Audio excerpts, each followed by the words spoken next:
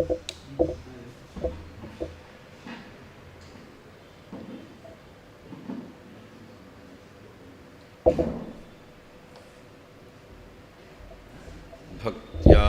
ಸ್ತುತ್ಯಾ ವಿರಕ್ತ್ಯಾ ಭಜದಮಲಜನೋನ್ನತ್ಯಭೂತ್ಯರ್ಪಕಾಯ ಕ್ಷಿತ್ಯಾಂ ಅತ್ಯಲ್ಪಭೃತ್ಯೇಷ್ವಪಿ ಕುಜನಕೃತೌ ಧತ್ಯಭೂತ್ಯಾಜಕಾಯ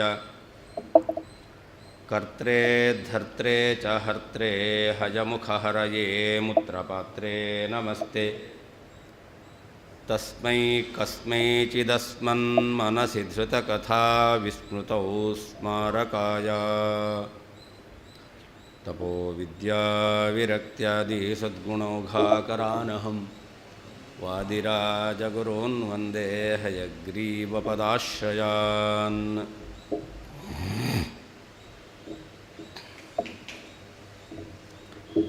ದ್ವಿತೀಯಾಭಿನಿವೇಶೇನ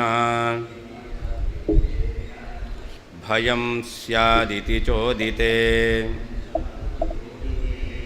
ದ್ವಿತೀಯಸ್ಯೈವ ಬಾಧ್ಯತ್ವಂ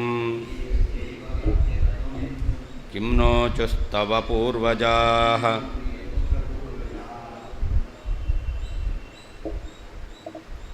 ಭಾಗವತದಲ್ಲಿ ಒಂದು ಶ್ಲೋಕ ಇದೆ, ಭಯಂ ದ್ವಿತೀಯಾಭಿನಿವೇಶತಃ ಸ್ಯಾತ್ ಈಷಾದಪೇತಸ್ಯ ವಿಪರ್ಯಯೋ ಸ್ಮೃತಿಃ ಯನ್ಮಾಯಯಾತೋ ಬುಧ ಆಭಜೇತ್ತಂ ಭಕ್ತೈಕವಶ್ಯಂ ಗುರುದೇವತಾತ್ಮ.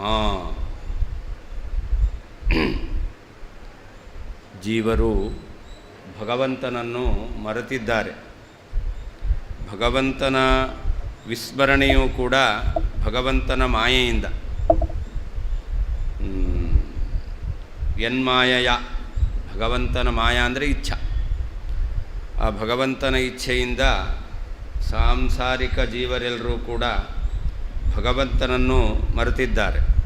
ಅಷ್ಟೇ ಅಲ್ಲ, ತನ್ನ ಅಸ್ವಾತಂತ್ರ್ಯವನ್ನು ಕೂಡ ಮರೆತಿದ್ದಾನೆ. ನಾನು ಅಸ್ವತಂತ್ರ ಎಂಬುದಾಗಿ ಜೀವನಿಗೆ ಅನಿಸೋದಿಲ್ಲ. ನಾನು ಏನು ಬೇಕಾದರೂ ಮಾಡ್ತೇನೆ ಅಂತಲೇ ಹೇಳ್ತಾನೆ. ನಾನು ಸ್ವತಂತ್ರ ಅಂತ ಅವನು ಭಾವಿಸಿದ್ದಾನೆ.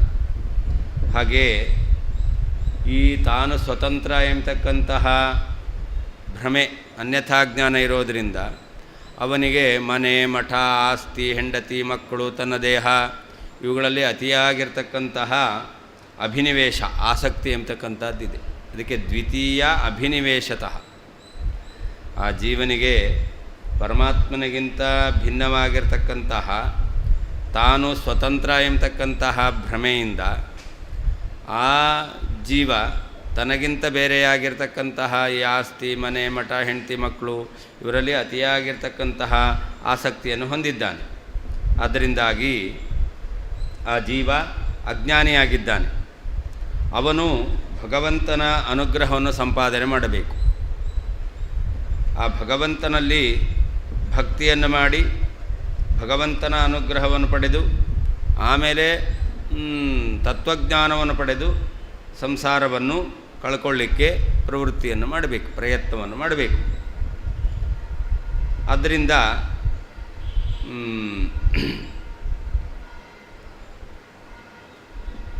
ಯಾರು ಭಗವಂತನ ಅನುಗ್ರಹವನ್ನು ಬಯಸ್ತಾ ಇದ್ದಾರೋ ಅವರು ಗುರುಗಳಲ್ಲಿ ಮತ್ತು ದೇವತೆಗಳಲ್ಲಿ ಮನಸ್ಸನ್ನಿಡಬೇಕು. ಗುರುದೇವತಾಂತರ್ಯಾಮಿಯಾಗಿರ್ತಕ್ಕಂಥ ಮುಖ್ಯ ಪ್ರಾಣದೇವರಲ್ಲಿ ಮನಸ್ಸನ್ನಿಡಬೇಕು. ಗುರುದೇವತಾಂತರ್ಯಾಮಿ, ಮುಖ್ಯ ಪ್ರಾಣಾಂತರ್ಯಾಮಿಯಾಗಿರ್ತಕ್ಕಂತಹ ಪರಮಾತ್ಮನನ್ನು ವಿಶೇಷವಾದ ಭಕ್ತಿಯಿಂದ ಅವರು ಧ್ಯಾನ ಮಾಡಬೇಕು ಅಂತ ನಮ್ಮ ಸಿದ್ಧಾಂತದ ಪ್ರಕಾರ ಈ ಶ್ಲೋಕದ ಅರ್ಥ. ಇದೇ ಶ್ಲೋಕಕ್ಕೆ ಇತರರು ಮಾಯಾವಾದಿಗಳೇನರ್ಥ ಹೇಳ್ತಾರೆ ಅಂತಂದರೆ, ಭಗವಂತನನ್ನು ಬಿಟ್ಟು, ಪರಬ್ರಹ್ಮನನ್ನು ಬಿಟ್ಟು ಉಳಿದೆಲ್ಲ ಪದಾರ್ಥಗಳು ಸುಳ್ಳು, ಭಗವಂತ ಒಬ್ಬನೇ ಸತ್ಯ, ಭಗವಂತನನ್ನು ಬಿಟ್ಟು ಉಳಿದೆಲ್ಲವೂ ಕೂಡ ಮಿಥ್ಯಾಭೂತವಾದದ್ದು. ನೇಹ ನಾನಾಸ್ತಿ ಕಿಂಚನ, ಈ ಜಗತ್ತಿನಲ್ಲಿ ಯಾವುದೂ ಇಲ್ಲ, ಭಗವಂತನನ್ನು ಬಿಟ್ಟು ಉಳಿದದ್ದೆಲ್ಲವೂ ಕೂಡ ಮಿಥ್ಯಾಭೂತವಾದದ್ದು ಅಂತ. ಅದರಿಂದ ಅವುಗಳಲ್ಲಿ ಆಸಕ್ತಿಯನ್ನು ನಾವು ಹೊಂದಬಾರದು. ಉಳಿದೆಲ್ಲ ಪದಾರ್ಥಗಳು, ಜೀವರು ಎಲ್ಲವೂ ಮಿಥ್ಯ. ಆದ್ದರಿಂದ ಅದರಲ್ಲಿ ನಾವು ಅಭಿಮಾನವನ್ನು ಹೊಂದಬಾರದು ಅಂತ. ಭಯಂ ದ್ವಿತೀಯಾಭಿನಿವೇಶತಃ ಸ್ಯಾತ್. ಅವರು ಹೇಳ್ತಕ್ಕಂಥದ್ದು ದ್ವಿತೀಯಾಭಿನಿವೇಶತಃ, ಭಗವಂತನಿಗಿಂತ ಬೇರೆಯಾಗಿರ್ತಕ್ಕಂತಹ ಎರಡನೇ ಪದಾರ್ಥಗಳು ಅದೆಲ್ಲವೂ ಕೂಡ ಮಿಥ್ಯಾಭೂತವಾಗಿದೆ. ಆ ಮಿಥ್ಯಾಭೂತವಾದ ಎರಡನೇ ಪದಾರ್ಥಗಳಲ್ಲಿ ಅಭಿನಿವೇಶ, ಅಭಿಮಾನ, ಆಸಕ್ತಿ. ಅದರಿಂದಾಗಿ ಜೀವನಿಗೆ ದುಃಖ ಎಂಬತಕ್ಕಂಥದ್ದು ಉಂಟಾಗುತ್ತೆ. ಅದರಿಂದಾಗಿ ಮಿಥ್ಯಾಭೂತವಾಗಿರ್ತಕ್ಕಂತಹ ಎರಡನೇ ಪದಾರ್ಥಗಳು ಎಂಬುದಾಗಿ ಎಲ್ಲ ಭಗವಂತನಿಗಿಂತ ಭಿನ್ನವಾದ ಪದಾರ್ಥಗಳೆಲ್ಲವೂ ಮಿಥ್ಯಾ ಎಂಬುದಾಗಿ ಹೇಳ್ತಾ ಇದ್ದಾರೆ. ಅಂತಹ ಅದ್ವೈತಿಗಳು ಏವಂ ಧರ್ಮಾನ್ ಪೃಥಕ್ ಪಶ್ಯನ್ ಎಂಬುದಾಗಿ ಹೇಳಬೇಕಾದ್ರೆ ಆ ಶ್ರುತಿಗೆ ಏನರ್ಥ ಹೇಳಬೇಕು ಅಂತಂದರೆ, ಭಗವಂತನಲ್ಲಿರುವಂತಹ ಧರ್ಮಗಳಿಗೆ ಭೇದ ಇಲ್ಲ ಅಂತಲೇ ಹೇಳಬೇಕು. ಭಗವಂತನಲ್ಲಿರುವಂತಹ ಧರ್ಮಗಳಿಗೆ ಭೇದ ಇಲ್ಲ ಎಂಬುದಾಗಿ ಅರ್ಥವನ್ನು ಮಾಡಬೇಕು ಅಂತ ವಾದಿರಾಜರು ಏವಂ ಧರ್ಮಾನ್ ಪೃಥಕ್ ಪಶ್ಯನ್ ತಾನೇವಾನ ವಿಧಾವತಿ ಎಂಬತಕ್ಕಂಥ ವಾಕ್ಯಕ್ಕೆ ಏನರ್ಥ ಮಾಡಬೇಕು? ಭಗವಂತನ ಧರ್ಮಗಳಲ್ಲಿ ಭೇದ ಇಲ್ಲ ಎಂಬುದಾಗಿ ಅರ್ಥವನ್ನು ಮಾಡಬೇಕು ಅಂತ ಈ ಶ್ಲೋಕದಿಂದ ಸಮರ್ಥನೆ ಮಾಡ್ತಾ ಇದ್ದಾರೆ. ದ್ವಿತೀಯಾಭಿನಿವೇಶೇನ ಭಯಂ ಸ್ಯಾದಿತಿ ಚೋದಿತೆ. ಭಗವಂತನಿಗಿಂತ ಭಿನ್ನವಾಗಿರ್ತಕ್ಕಂತಹ, ಆತ್ಮನಿಗಿಂತ ಭಿನ್ನವಾಗಿರ್ತಕ್ಕಂತಹ, ಪರಮಾತ್ಮನಿಗಿಂತ ಭಿನ್ನನಾದವನು ಆತ್ಮನು, ಆತ್ಮನಿಗಿಂತ ಜೀವಾತ್ಮನಿಗಿಂತ ಭಿನ್ನವಾಗಿರ್ತಕ್ಕಂಥದ್ದು ಈ ದೇಹ, ಹೆಂಡತಿ, ಮಕ್ಕಳು, ಪರಿವಾರದವರು, ಇವರಲ್ಲಿ ದ್ವಿತೀಯ ಅಭಿನಿವೇಶೇನ, ಇದು ಎರಡನೇ ಪದಾರ್ಥ. ಅವರಲ್ಲಿ ಅಭಿನಿವೇಶ ಅಂತಂದರೆ ಅತಿಯಾದ ಆಸಕ್ತಿ ಇರಿದೆ ಅಂತಾದರೆ ಆವಾಗ ಭಯಂ ಸ್ಯಾತ್, ಭಯ ಉಂಟಾಗುತ್ತೆ ಅಂದರೆ ಪುನಃ ಅವನು ಮಾಡಬೇಕಾದ ಕರ್ತವ್ಯಗಳನ್ನು ಮಾಡದೇನೆ ಮಾಡಬಾರದ ಕರ್ತವ್ಯಗಳನ್ನು ಮಾಡಿ ಆ ಕರ್ಮಬಂಧನಕ್ಕೆ ಒಳಗಾಗಿ ಪುನಃ ಸಂಸಾರದಲ್ಲಿ ದುಃಖವನ್ನು ಅನುಭವಿಸಬೇಕಾಗುತ್ತೆ. ಇದು ಭಯ ಅಂತ. ಟೆರರಿಸ್ಟ್ ಅಂತ ಅವ್ರ ಭಯೋತ್ಪಾದಕರು ಅಂತೇನು ಅರ್ಥ ಅಲ್ಲ, ಹೆಂಡತಿ ಮಕ್ಕಳೆಲ್ಲ. ಮತ್ತು ಇವನಿಗೆ ಸಂಸಾರದಲ್ಲಿ ಪುನಃ ಹುಟ್ಟು ಸಾವು ಈ ಭಯ, ಕರ್ಮಬಂಧನ ಭಯ ಎಂಬತಕ್ಕಂಥದ್ದು ಉಂಟಾಗುತ್ತೆ. ಈ ರೀತಿಯಾಗಿ ಹೇಳಿದಾಗ ದ್ವಿತೀಯಸ್ಯೈವ ಬಾಧ್ಯತ್ವಂ ಅಂತ, ಆತ್ಮನಿಗಿಂತ ಭಿನ್ನವಾಗಿರ್ತಕ್ಕಂತಹ ಈ ಹೆಂಡತಿ, ಮಕ್ಕಳು, ಪರಿವಾರದವರು, ಬಂಧು ಬಾಂಧವರು ಇವರಿಗೆ ಬಾಧ್ಯತ್ವ ಅಂದರೆ ಇವರ್ಯಾರೂ ಇಲ್ಲ ಎಂಬುದಾಗಿ ನಿನ್ನ ಪೂರ್ವಿಕರು ಕಿನ್ನೋಚುಹು ಹೇಳಿಲ್ವೇನು, ಇವರ್ಯಾರೂ ಇಲ್ಲ ಅಂತ ಹೇಳಿದ್ದಾರೆ. ಆದ್ದರಿಂದ ಹೇಗೆ ದ್ವಿತೀಯಾಭಿನಿವೇಶತಃ ಭಯಂ ಸ್ಯಾತ್ ಎಂಬುದಾಗಿ ಭಾಗವತ ಹೇಳಿದೆ ಎಂಬುದಾಗಿ ಜೀವನಿಗಿಂತ ಭಿನ್ನವಾಗಿರ್ತಕ್ಕಂತಹ ಉಳಿದೆಲ್ಲವೂ ಕೂಡ ಮಿಥ್ಯವಾಗಿದೆ ಎಂಬುದಾಗಿ ಹೇಳ್ತಾ ಇದ್ದಾರೋ, ಹಾಗೆ ಪರಮಾತ್ಮನಲ್ಲಿರುವಂಥ ಧರ್ಮಗಳು ಏನಿದೆ ಆ ಧರ್ಮಗಳ ಭೇದ ಅದನ್ನು ಮಿಥ್ಯ ಎಂಬುದಾಗಿ ಹೇಳಬೇಕು. ದ್ವಿತೀಯಾಭಿನಿವೇಶೇನ, ಆತ್ಮನಿಗಿಂತ ಬೇರೆಯಾದ ದೇಹ, ಹೆಂಡತಿ, ಬಂಧು ಬಾಂಧವರು ಇವರೆಲ್ಲರ ಅತಿಯಾದ ಅಭಿಮಾನದಿಂದ ಭಯವು ಸ್ಯಾತ್ ಉಂಟಾಗುತ್ತದೆ. ಇತಿ ಈ ರೀತಿಯಲ್ಲಿ ಚ ಉದಿತೆ ಹೇಳಿದರೆ, ದ್ವಿತೀಯಸ್ಯೈವ ಆತ್ಮನಿಗಿಂತ ಬೇರೆಯಾದಂತಹ ಹೆಂಡತಿ, ಮಕ್ಕಳು, ಬಂಧು ಬಾಂಧವರು ಇವರಿಗೆ ಬಾಧ್ಯತ್ವಂ ಇಲ್ಲ ಎಂಬತಕ್ಕಂಥದ್ದನ್ನು ತವ ನಿನ್ನ ಪೂರ್ವಿಕರು ಕಿನ್ನ ಊಚುಹು ಹೇಳಲಿಲ್ಲವೇನು, ಹೇಳಿದ್ದಾರೆ ಅಂತ. ಹಾಗೆ ಇಲ್ಲಿಯೂ ಕೂಡ ಭಗವಂತನ ಧರ್ಮಗಳಿಗೆ ಭೇದ ಎಂಬತಕ್ಕಂಥದ್ದು ಮಿಥ್ಯ ಎಂಬುದಾಗಿ ಹೇಳಬೇಕು ಅಂತರ್ಥ. ದ್ವಿತೀಯಾಭಿನಿವೇಶೇನ, ಆತ್ಮನಿಗಿಂತ ಬೇರೆಯಾದಂತಹ ಹೆಂಡತಿ, ಮಕ್ಕಳು, ಬಂಧು ಬಾಂಧವರು ಇವರಲ್ಲಿ ಅತಿಯಾದಂತಹ ಅಭಿಮಾನದಿಂದ ಭಯಂ ಸ್ಯಾತ್, ಪುನಃ ಹುಟ್ಟು ಸಾವು ಈ ಭಯ ಉಂಟಾಗುತ್ತದೆ ಎಂಬುದಾಗಿ, ಇತಿ ಸ್ಯಾತ್ ಈ ರೀತಿಯಾಗುತ್ತದೆ ಎಂಬುದಾಗಿ ಉದಿತೆ ಚ ಹೇಳಿದರೆ, ದ್ವಿತೀಯಸ್ಯ ಏವ ಎರಡನೆಯಾಗಿರತಕ್ಕಂತಹ ಹೆಂಡತಿ, ಮಕ್ಕಳು, ಬಂಧು ಬಾಂಧವರು ಇವರೆಲ್ಲರೂ ಕೂಡ ಬಾಧ್ಯತ್ವ ಇವರಿಗೆ ಬಾಧ್ಯತ್ವಂ ಇಲ್ಲ ಎಂಬತಕ್ಕಂಥದ್ದನ್ನು ತವ ನಿನ್ನ ಪೂರ್ವಜಾಹ ಪೂರ್ವಿಕರು ಊಚುಹುನ ಕಿಂ ಹೇಳಲಿಲ್ಲವೇನು ಹೇಳಿಯೇ ಇದ್ದಾರೆ ಅಂತರ್ಥ. ಇಲ್ಲಿ ಕೂಡ ಪರಮಾತ್ಮನಿಗಿಂತ ಭಿನ್ನವಾಗಿರ್ತಕ್ಕಂತಹ ಧರ್ಮಾದಿಗಳಿಲ್ಲ ಎಂಬತಕ್ಕಂತಹ ಏನು ಶ್ರುತಿ ಇದೆಯಲ್ಲ ಅದಕ್ಕೆ ಭಿನ್ನವಾದ ಧರ್ಮ ಇಲ್ಲ ಎಂಬುದಾಗಿ ಅರ್ಥ ಮಾಡಬೇಕು. ಭಿನ್ನವಾದ ಹೆಂಡತಿ ಮಕ್ಕಳು ಯಾರೂ ಇಲ್ಲ ಅಂತ ಹೇಳ್ತೀರ, ಆತ್ಮನಿಗಿಂತ ಭಿನ್ನವಾದ ಹೆಂಡತಿ ಮಕ್ಕಳು ಯಾರೂ ಇಲ್ಲ, ಹಾಗೇ ಆತ್ಮನಿಗಿಂತ ಭಿನ್ನವಾದ ಧರ್ಮ ಇಲ್ಲ ಅಂತಲೇ ಹೇಳಬೇಕಾಗಿದೆ. ಹಾಗೆ ಧರ್ಮಗಳಲ್ಲಿ ಭೇದ ಇಲ್ಲ ಎಂಬುದಾಗಿ ಹೇಳಬೇಕು. ಇಯಂ ಶಂಕಾ ನ ಮಾಯಾವಾದಿನ ಕರ್ತುಂ ಶಕ್ಯ ಇತ್ಯಾಹ ದ್ವಿತೀಯಾಭಿನಿವೇಶೇನ ಇತಿ ಅಂತ. ಏನು ಪರಮಾತ್ಮನಲ್ಲಿರುವಂತಹ ಧರ್ಮಗಳು ಆ ಧರ್ಮಗಳು ಇದೆ, ಆದರೆ ಆ ಧರ್ಮಗಳ ಜ್ಞಾನ ಇರಬಾರ್ದು. ಹಿಂದೆ ಹೇಳಿದ್ರಲ್ಲ, ಉದಯಿಸುವ ಸೂರ್ಯ ಇದ್ದಾನೆ, ಅವನನ್ನು ನೋಡಬಾರ್ದು ಅಂತ. ಹಾಗೆ ಭಗವಂತನಲ್ಲಿ ಧರ್ಮ ಇದೆ, ಭಗವಂತನಲ್ಲಿರುವಂತಹ ಧರ್ಮಗಳಲ್ಲಿ ಭೇದವನ್ನು ತಿಳಿಯಬಾರದು ಅಂತ ಈ ರೀತಿಯಲ್ಲಿ ನಿನಗೆ ಹೇಳಲಿಕ್ಕೆ ಬರೋದಿಲ್ಲ. ಯಾಕೆ? ನೀನು ಭಗವಂತನಿಗಿಂತ ಬೇರೆಯಾದದ್ದು ಯಾವುದೂ ಇಲ್ಲ ಅಂತ ಹೇಳ್ತೀಯ. ಹಾಗಿರಬೇಕಾದ್ರೆ ಭಗವಂತನಲ್ಲಿ ಧರ್ಮಗಳಿದೆ, ಭೇದ ಇದೆ, ತಿಳಿಯಬಾರದು ಅಂತ ಈ ಅರ್ಥವನ್ನು ನೀನು ಹೇಳಲಿಕ್ಕೆ ಬರೋದಿಲ್ಲ. ಇತ್ಯಾಹ ದ್ವಿತೀಯಾಭಿನಿವೇಶಂತು ಉದಿತೆ ಅಂತಂದರೆ ಉಕ್ತೇ ಸತಿ ಚ ಹೇಳಿದರೆ ಇತಿ ಸಂಬಂಧ. ಆವಾಗ ಏನು ಹೇಳಬೇಕು?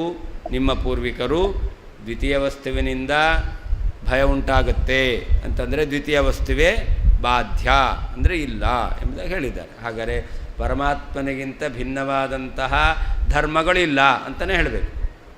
ಭಗವಂತನಿಂದ ಆತ್ಮನಿಂದ ಭಿನ್ನವಾದ ಹೆಂಡತಿ ಮಕ್ಕಳು ಅವರಿಂದ ಭಯ ಉಂಟಾಗುತ್ತೆ. ಪರಮಾತ್ಮನಿಗಿಂತ ಭಿನ್ನವಾದ ಧರ್ಮವನ್ನು ಒಪ್ಪಿದ್ರೆ ಭಯ ಉಂಟಾಗುತ್ತೆ. ಹಾಗಾದರೆ ಪರಮಾತ್ಮನಿಗಿಂತ ಭಿನ್ನವಾದ ಧರ್ಮ ಇಲ್ಲ ಎಂಬುದಾಗಿ ಹೇಳಬೇಕು. ಹಾಗಾದರೆ ಧರ್ಮವೇ ಇಲ್ಲ ಅಂತಲ್ಲ, ಭಗವಂತನಿಗಿಂತ ಭಿನ್ನವಾದ ಧರ್ಮ ಇಲ್ಲ, ಭಗವಂತನ ಅಭಿನ್ನವಾದ ಧರ್ಮ ಇದೆ ಅಂತ ಹೇಳದಂತೆ ಆಯಿತು. ತ್ರಯಾಣಾಮೇಕ ಭಾವಾನಾಂ ಯೋ ನ ಪಶ್ಯತಿ ವೈಭಿದಾಂ ಇತ್ಯುಕ್ತಿಸ್ತೆ ಭಿದಾಂ ದ್ವೇಷ್ಟುಂ ಐಕ್ಯಂ ಪೋಷ್ಟುಂಚ ಭೂಃ ಕಿಲ. ಭಾಗವತದಲ್ಲಿ ಇನ್ನೊಂದು ಶ್ಲೋಕ ಇದೆ, ತ್ರಯಾಣಾಂ ಏಕಭಾವಾನಾಂ ಯೋ ನ ಪಶ್ಯತಿ ವೈಭಿದಾಂ ಸರ್ವಭೂತಾತ್ಮನ ಬ್ರಹ್ಮನ್ ಸಶಾಂತಿಮಧಿಗಚ್ಚತಿ ಅಂತ.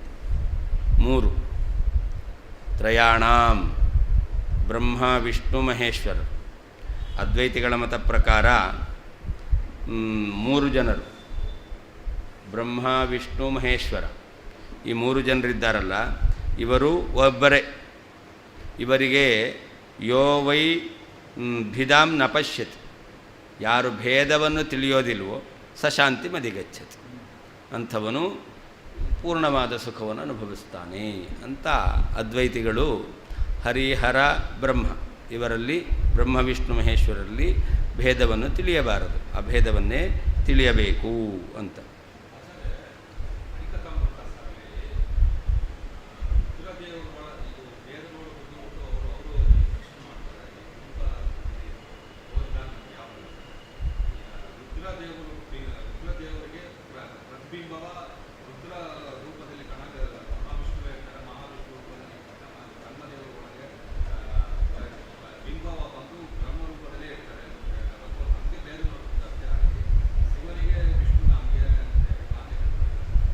ಅದೇ ಅದ್ವೈತಿಗಳು ಹೇಳೋದು ಬ್ರಹ್ಮ ವಿಷ್ಣು ಮಹೇಶ್ವರರು ಒಬ್ಬರೇ ಅಂತ. ನಾವು ಹೇಳ್ತೇವೆ ಬ್ರಹ್ಮಾಂತರ್ಯಾಮಿಯಾದ ಬ್ರಹ್ಮ, ರುದ್ರಾಂತರ್ಯಾಮಿಯಾದ ರುದ್ರ ಮತ್ತು ವಿಷ್ಣು. ನಾವು ಹೇಳ್ತೇವೆ ತ್ರಯಾಣಾಂ ಏಕಭಾವಾನಾಂ ಅಂತ. ಅವರ ಭಾವ, ಅವರ ಅಭಿಪ್ರಾಯ ಮೂರು ಜನರದ್ದು ಒಂದೇ, ಅಂದರೆ ವ್ಯಕ್ತಿಗಳು ಬೇರೆ. ಇಂದ ಬ್ರಹ್ಮ ವಿಷ್ಣು ಮಹೇಶ್ವರ ಎಂಬತಕ್ಕಂಥ ವ್ಯಕ್ತಿಗಳು ಬೇರೆ, ಅವರೆಲ್ಲ ಅಂತರ್ಯಾಮಿಯಾದಂತಹ ಪರಮಾತ್ಮನ ರೂಪಗಳಿಗೆ ಐಕ್ಯ. ಆದರೆ ಅವ್ರ ಮೂರು ಜನರನ್ನು ಕೂಡ ಒಂದು ಅಂತ ಹೇಳ್ತೇವೆ. ಯಾಕೆ ಅಂತಂದರೆ ಅವರಲ್ಲಿ ಅಭಿಪ್ರಾಯ ಭೇದ ಇಲ್ಲ. ನಾವಿಬ್ಬರು ಒಂದೇ ಅಂತ ಹೇಳ್ತೇವೆ. ನಾವಿಬ್ಬರು ಒಂದೇ ಅಂತ ಹೇಳೋದು ಯಾಕೆ? ಇಬ್ಬರ ಅಭಿಪ್ರಾಯ ಒಂದೇ ಆಗಿದೆ. ಹಾಗೆ ತ್ರಯಾಣಾಂ ಏಕಭಾವಾನಾಂ ಅಂತ 3 ಜನರ ಅಭಿಪ್ರಾಯವೂ ಕೂಡ ಒಂದೇ ಆಗಿದೆ. ಆದರೆ ಅದರಲ್ಲಿ ಯಾರು ಭೇದವನ್ನು ತಿಳಿಯೋದಿಲ್ಲವೋ ಅಂಥವರು ಸಶಾಂತಿ ಮಧಿಕಚ್ಚತಿ ಅಂತ ಈ ರೀತಿಯಲ್ಲಿ ನಾವು ಅರ್ಥ ಮಾಡ್ತಕ್ಕಂಥ. ಅವ್ರು ಹೇಳೋದು ವ್ಯಕ್ತಿಗಳಲ್ಲಿಯೇ ಭೇದವನ್ನು ತಿಳಿಲಿಲ್ಲ, ಅಂದರೆ ಐಕ್ಯವನ್ನೇ ತಿಳಿದಿದ್ದಾರೆ ಅಂತ ಈ ರೀತಿಯಲ್ಲಿ ಅರ್ಥವನ್ನು ಹೇಳ್ತಾರೆ. ಅದನ್ನು ಹೇಳ್ತಾರೆ ಅಲ್ಲಿ ತ್ರಯಾಣಾಂ ಏಕಭಾವಾನ. ಏಕಭಾವ ಅಂದರೆ ಒಂದೇ ಸ್ವಭಾವವುಳ್ಳಂತಹ 3 ಜನರು, ಬ್ರಹ್ಮ ವಿಷ್ಣು ಮಹೇಶ್ವರ. ಇವರಿಗೆ ಯಾರು ಭೇದವನ್ನು ತಿಳಿಯೋದಿಲ್ವೋ ಎಂಬುದಾಗಿ ವಾಕ್ಯ ಭಾಗವತದಲ್ಲಿದೆ. ತೇ ಭಿದಾಂ ದ್ವೇಷ್ಟುಂ ಐಕ್ಯಂ ಪೋಷ್ಟುಂ ಚ ಭೋಕ್ಕಿಲ ಅಂತ. ಇದು ಭೇದವನ್ನು ದ್ವೇಷ ಮಾಡಲಿಕ್ಕೆ ಮತ್ತು ಐಕ್ಯವನ್ನು ಪೋಷಣೆ ಮಾಡಲಿಕ್ಕೆ ಇದೊಂದು ಅವಕಾಶ ಆಗಿದೆ. ನೀವು ಬ್ರಹ್ಮ ವಿಷ್ಣು ಮಹೇಶ್ವರರಿಗೆ ಭೇದ ಇಲ್ಲ ಅಂತ ಹೇಳುವವರು, ಈ ವಾಕ್ಯವು ಕೂಡ ಏನು ಹೇಳ್ತಾ ಇದೆ? ಅವರಿಗೆ ಭೇದ ಇಲ್ಲ ಮತ್ತು ಅಭೇದ ಇದೆ, ಐಕ್ಯ ಇದೆ ಎಂಬುದಾಗಿ ಹೇಳಲಿಕ್ಕೆ ಇದು ಒಂದು ಸ್ಥಾನ ಆಗಿದೆ. ಆದರೆ ಇದಕ್ಕೇನು ಅರ್ಥ ಅಂತ ಮುಂದೆ ಹೇಳ್ತಾರೆ.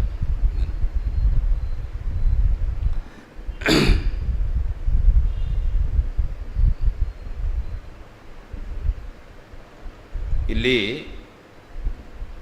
ಹರಿಹರ ಮತ್ತು ಪರಮಾತ್ಮ ಬ್ರಹ್ಮದೇವರು ಈ 3 ಜೀವರಿಗೇನೇ ನೀವು ಭೇದ ಇಲ್ಲ ಅಂತ ಹೇಳ್ಬೋದು. ಹಾಗಿರಬೇಕಾದ್ರೆ ಪರಮಾತ್ಮನಲ್ಲಿರುವಂತಹ ಧರ್ಮಗಳಿಗೆ ಭೇದವನ್ನು ಯಾಕೆ ಹೇಳ್ತೀರಾ? 3 ಬೇರೆ ಬೇರೆ ವ್ಯಕ್ತಿಗಳನ್ನೇ ನೀವು ಒಬ್ಬರು ಐಕ್ಯ ಇದೆ ಅಂತ ಹೇಳ್ತೀರಾ, 3 ಜನರು ಒಬ್ಬರೇ, ಅವರೆಲ್ಲ ಐಕ್ಯ ಇದೆ ಅಂತ ಹೇಳ್ತೀರಾ. ಹಾಗಿರಬೇಕಾದ್ರೆ ಪರಮಾತ್ಮನ ಧರ್ಮಗಳಿಗೆ ಪರಮಾತ್ಮನಿಂದ ಭೇದ ಅಂತ ಯಾಕೆ ಹೇಳ್ತೀಯ? ವ್ಯಕ್ತಿಗಳಿಗೆ ಆ ಭೇದವನ್ನು ಹೇಳುವವನು ಪರಮಾತ್ಮನಿಗೂ ಪರಮಾತ್ಮ ಧರ್ಮಗಳಿಗೆ ಏನು ಹೇಳಬೇಕು? ಅಭೇದವನ್ನೇ ಹೇಳಬೇಕು ಅಂತ ಹೇಳ್ತಾ ಇದ್ದಾರೆ. ಏಕಭಾವಾನಾಂ ಒಂದೇ ಸ್ವಭಾವವುಳ್ಳಂತಹ ತ್ರಯಾಣಾಂ ಬ್ರಹ್ಮ ವಿಷ್ಣು ಮಹೇಶ್ವರರಿಗೆ ಭಿದಾಂ ಭೇದವನ್ನು ಯಾರು ಪಶ್ಯತಿ ತಿಳಿಯುತ್ತಾನೋ ನ ಪಶ್ಯತಿ ತಿಳಿಯುವುದಿಲ್ಲವೋ ಇತಿ ಈ ರೀತಿಯಾಗಿರ್ತಕ್ಕಂತಹ ಉಕ್ತಿ ಭಾಗವತದ ವಚನವು ತೇ ನಿನಗೆ ಭಿದಾಂ ಬ್ರಹ್ಮ ವಿಷ್ಣು ಮಹೇಶ್ವರರಲ್ಲಿರತಕ್ಕಂಥ ಭೇದವನ್ನು ದ್ವೇಷ್ಟುಂ ದ್ವೇಷ ಮಾಡಲು, ಐಕ್ಯಂ ಬ್ರಹ್ಮ ವಿಷ್ಣು ಮಹೇಶ್ವರರಿಗೆ ಐಕ್ಯವನ್ನು ಪೋಷ್ಟುಂ ಸಮರ್ಥನೆ ಮಾಡಲು ಭೂಹು ಅವಕಾಶವೂ ಕಿಲ ಆಗಿದೆ ತಾನೇ. ಹಾಗಾದರೆ ಪರಮಾತ್ಮನಿಗೂ ಪರಮಾತ್ಮನ ಧರ್ಮಗಳಿಗೂ ಅಭೇದವನ್ನೇ ಹೇಳು. ವ್ಯಕ್ತಿಗಳಿಗೆ ಅಭೇದವನ್ನು ಹೇಳಿದ ಮೇಲೆ ಪರಮಾತ್ಮನಿಗೂ ಪರಮಾತ್ಮನ ಧರ್ಮನಿಗೂ ಭೇದವನ್ನೇ ಯಾಕೆ ಹೇಳ್ತೀಯಾ?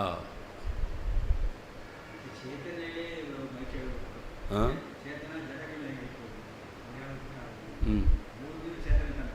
ಯಾವುದು? ಹೌದು, ನಾವು ಪರಮಾತ್ಮನ ಸ್ವರೂಪ ಅಂತಲೇ ಹೇಳ್ತೇವಲ್ಲ ಧರ್ಮವನ್ನು, ಅದು ಚೇತನಾತ್ಮಕವಾದ ಧರ್ಮವನ್ನು. ಅದಕ್ಕೆ ಹೇಳಿದ್ನು ಹಾಗೆ ಹೇಳ್ಬೋದಲ್ಲ ಅಂತ. ಅದನ್ನೇ ನಾವು ಹೇಳ್ತಾ ಇದ್ದೇವೆ. ಪರಮಾತ್ಮನ ಧರ್ಮಗಳು ಚೇತನ ಅಂತಲೇ ಹೇಳೋದು, ಅವುಗಳಿಗೆ ಪರಮಾತ್ಮನ ಅಭೇದ.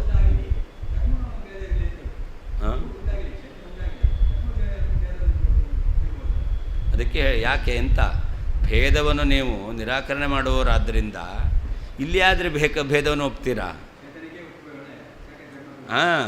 ಜಡಕ್ಕೂ ಪರಮಾತ್ಮನಿಗೆ ಯಾಕೆ ಭೇದ ಹೇಳ್ತೀರಾ? ಚೇತನರಿಗೆ ಭೇದ ನಿರಾಕರಣೆ ಮಾಡುವವರು. ಹಾಗಿರಬೇಕಾದ್ರೆ ಇಲ್ಲಿ ಯಾಕೆ ಭೇದ ಒಪ್ತೀರಾ?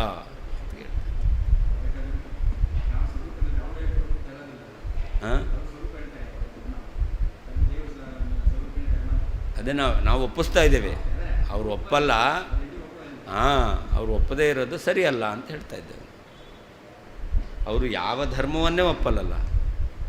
ದೇವರು ನಿರ್ಗುಣ, ಯಾವ ಧರ್ಮವೇ ಇಲ್ಲ ಅವ್ರ ಮತ ಪ್ರಕಾರ.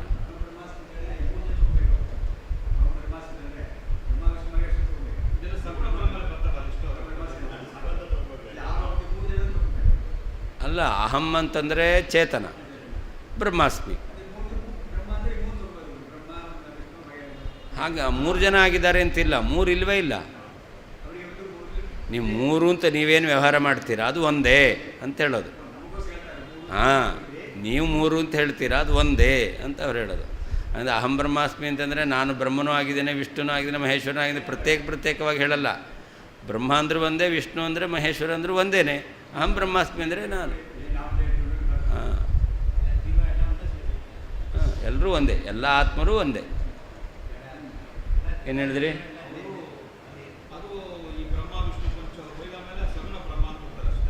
ಅದಾಮೇಲೆ ನಿರ್ಗುಣ ಬ್ರಹ್ಮಭಾವ ಹಾಗೆ ಐಕ್ಯ ಪ್ರಾಪ್ತಿ ಆಗುತ್ತೆ. ಜೀವಾಂತ ಪ್ರತ್ಯೇಕ ಇಲ್ವಲ್ಲ, ಜೀವಾಂತ ಪ್ರತ್ಯೇಕ ಇಲ್ಲವೇ ಇಲ್ಲ. ಮಾಯಾ ಸಂಬಂಧದಿಂದ ಜೀವಭಾವ ಅಷ್ಟೇ. ಆತ್ಮನಿಗೇನೆ ಪರಮಾತ್ಮನಿಗೇನೆ ಅವಿದ್ಯಾ ಸಂಬಂಧದಿಂದ ಜೀವಭಾವ ಅಷ್ಟೇ.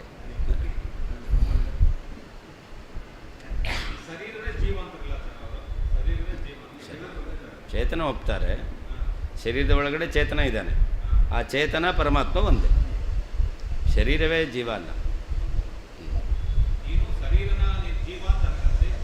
ಶರೀರದ ಒಳಗಡೆ ಇರುವಂಥವನನ್ನು ಜೀವ ಅಂತ ಕರೀತಾರೆ. ಅವನಿಗೆ ಅವಿದ್ಯಾ ಸಂಬಂಧದಿಂದ ಶರೀರದಲ್ಲಿ ಇರುವಿಕೆ ಬಂದಿದೆ. ಅವಿದ್ಯಾ ಸಂಬಂಧ ಹೋಯಿತು ಅಂದರೆ ಶರೀರದಲ್ಲಿ ಇರಲ್ಲ, ಅವನೇನೇ ಆತ್ಮ. ಅನಾದಿ ಅಂತ ಹೇಳ್ತಾರೆ ಅವರು.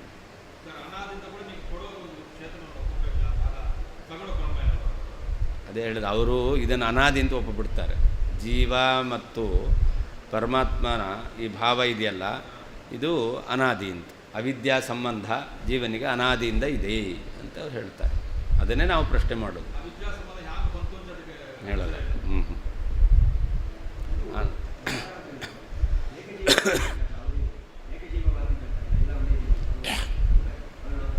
ಅದೇ ಏಕಜೀವ. ಸಂಸಾರದಲ್ಲಿ ಜೀವ ಆತ್ಮ ಪರಮಾತ್ಮ ಒಂದೇನೆ, ಆಯಿತಾ. ಅವಿದ್ಯಾ ಸಂಬಂಧದಿಂದಲೇ ಈ ಅನೇಕ ಜೀವ ಆಗಿರೋದು, ಅದು ಏಕಜೀವವಾದ, ಆಯಿತಾ. ಆತ್ಮ ಒಬ್ಬನೇ ಅಂತ.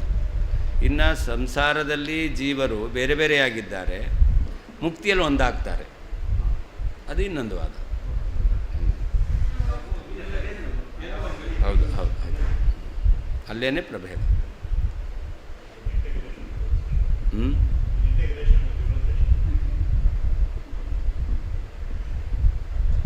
ಏಕಭಾವಾನಾಂ, ಒಂದೇ ಸ್ವಭಾವವುಳ್ಳಂತಹ ತ್ರಯಾಣಾಂ, ಬ್ರಹ್ಮ ವಿಷ್ಣು ಮಹೇಶ್ವರರಿಗೆ ಭಿದಾಂ, ಭೇದವನ್ನು ಯಾರು ನ ಪಶ್ಯತಿ, ತಿಳಿಯೋದಿಲ್ಲವೋ ಇತಿ, ಈ ರೀತಿಯಾದ ಉಕ್ತಿ. ಭಾಗವತದ ಮಾತು. ತೇ ನಿನಗೆ ಭಿದಾಂ, ಭೇದವನ್ನು, ದ್ವೇಷ್ಟುಂ, ದ್ವೇಷ ಮಾಡಲು, ಐಕ್ಯಂ, ಐಕ್ಯವನ್ನು, ಪೋಷ್ಟುಂ, ಸಮರ್ಥನೆ ಮಾಡಲು, ಭೂಹು ಕಿಲ, ಸ್ಥಾನವಷ್ಟೇ, ಅವಕಾಶವಷ್ಟೇ. ತ್ರಯಾಣಾಂ ಭಿದಾಂ ಅಂದರೆ ಹರಿಹರ ಬ್ರಹ್ಮಣಾಂ ಭಿದಾಂ, ಮೂರು ಯಾರು? ಬ್ರಹ್ಮ ವಿಷ್ಣು ಮಹೇಶ್ವರರು, ಅವರಿಗೆ ಭೇದವನ್ನು. ಐಕ್ಯಂ, ತೇಷಾಂ ಐಕ್ಯಂ. ಭೂಹು ಅಂದರೆ ಸ್ಥಾನಂ ಅಂತತ್ರ.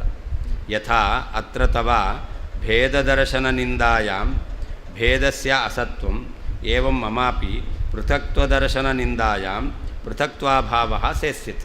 ತಾತ್ಪರ್ಯ ಏನು ಹೇಳ್ತಾ ಇದ್ದಾರೆ? ಹೇಗೆ ತ್ರಯಾಣಾಂ ಏಕಭಾವಾನಾಂ ಯೋ ನ ಪಶ್ಯತಿ ವೈಭಿದಾಂ ಅಂತ ಅಲ್ಲಿ ಭೇದ ದರ್ಶನವನ್ನು ನಿಂದನೆ ಮಾಡಿದ್ದಾರೆ. ಭೇದ ದರ್ಶನವನ್ನು ನಿಂದನೆ ಮಾಡಿರೋದ್ರಿಂದಾಗಿ ನೀವೇನು ಮಾಡ್ತೀರಾ? ಬ್ರಹ್ಮ ವಿಷ್ಣು ಮಹೇಶ್ವರರಿಗೆ ಅಭೇದ ಇದೆ ಅಂತ ಹೇಳ್ತೀರ. ಹಾಗೆಯೇ ಏವಂ ಧರ್ಮಾನ್ ಪೃಥಕ್ ಪಶ್ಯನ್ ತಾನೇವಾನು ವಿಧಾವತಿ ಎಂಬಲ್ಲಿ ಅಲ್ಲೇನು ಮಾಡಿದ್ದಾರೆ? ಧರ್ಮಗಳನ್ನು ಪ್ರತ್ಯೇಕವಾಗಿ ಭಿನ್ನವಾದವು ಅಂತ ತಿಳಿದ್ರೆ ನಿಂದನೆ ಮಾಡಿದ್ದಾರೆ. ಹಾಗಾದರೆ ಏನು ಹೇಳಬೇಕು? ಯಾವುದನ್ನು ನಿಷೇಧ ಮಾಡಬೇಕು? ಭಗವಂತನಲ್ಲಿರುವಂಥ ಧರ್ಮಗಳಿಗೆ ಭೇದವನ್ನು ನಿಷೇಧ ಮಾಡಬೇಕು. ಹೇಗೆ? ಭೇದ ದರ್ಶನನಿಂದಾಯ ತ್ರಯಾಣಾಮೇಕ ಭಾವಾನಾಂ ಯೋ ನ ಪಶ್ಯತಿ ವೈಭಿದಾಂ ಎಂಬುದಾಗಿ ಭೇದವನ್ನು ತಿಳಿದರೆ ನಿಂದನೆ ಮಾಡಿದ್ದಾರೆ. ಅದರಿಂದಾಗಿ ನೀನು ಹೇಳ್ತೀಯ ಭೇದ ಅಸತ್ತು ಅಂತ ಹೇಳ್ತೀಯ. ಹಾಗೆ ಭಗವಂತನ ಧರ್ಮಗಳನ್ನು ಪ್ರತ್ಯೇಕವಾಗಿ ತಿಳಿದರೆ ಅದಕ್ಕೆ ದೋಷವನ್ನು ಹೇಳಿದ್ದಾರೆ. ಅದರಿಂದಾಗಿ ಭಗವಂತನ ಧರ್ಮಗಳಲ್ಲಿ ಭೇದ ಇಲ್ಲ, ಭೇದಕ್ಕೆ ಅಸತ್ವ, ಧರ್ಮಕ್ಕೆ ಅಸತ್ವವನ್ನು ಹೇಳಬಾರದು ಅಂತ ಉದಾಹರಣೆ ಕೊಡ್ತಾ ಇದ್ದಾರೆ. ಯಥಾಚ ತವ ಅತ್ರ ತ್ರಿದೇವತಾಭೇದದರ್ಶನನಿಂದಾಯಾಂ ಭೇದಮಾತ್ರಸ್ಯ ಅಸತ್ವಂ ನ ದೇವಾನಾಂ ತಥಾ ಧರ್ಮಪೃಥಕ್ತ್ವದರ್ಶನನಿಂದಾಯಾಂ ಧರ್ಮಪೃಥಕ್ತ್ವಸ್ಯೈವ ಅಸತ್ವಂ ನ ಧರ್ಮಾಣಮಿತಿ ಸಮಗ್ರೋಪಮೇಯಂ. ಅಲ್ಲಿ ಮೂರು ದೇವತೆಗಳಿಗೆ ಅಭೇದ ದರ್ಶನವನ್ನು, ದೇವತಾ ಭೇದ ದರ್ಶನ, ಮೂರು ದೇವತೆಗಳಿಗೆ ಭೇದ ಇದೆ ಅಂತ ತಿಳಿದರೆ ನಿಂದನೆ ಮಾಡಿದ್ದಾರೆ. ಅದರಿಂದ ಏನಾಯಿತು? ಭೇದ ಎಂಬತಕ್ಕಂಥದ್ದು ಇಲ್ಲ, ದೇವತೆಗಳಿಲ್ಲ ಅಂತಾಗುತ್ತಾ? ಮೂರು ದೇವತೆಗಳೇ ಇಲ್ಲ ಅಂತಾದರೆ ಅವರಿಗೆ ಅಭೇದ ಹೇಳೋದು ಹೇಗೆ? ಹಾಗಾದರೆ ಮೂರು ದೇವತೆಗಳು ಅಂತ ಹೇಳಬೇಕು, ಅದರಲ್ಲಿ ಭೇದ ಇಲ್ಲ ಎಂಬತಕ್ಕಂಥದ್ದಕ್ಕೆ ಭೇದಕ್ಕೆ ಅಸತ್ವವನ್ನು ನೀವು ಹೇಳಬೇಕು, ಭೇದ ಇಲ್ಲ ಅಂತ. ಹಾಗೆ ಧರ್ಮ ಪೃಥಕ್ತ್ವ ದರ್ಶನ ನಿಂದಾಯ.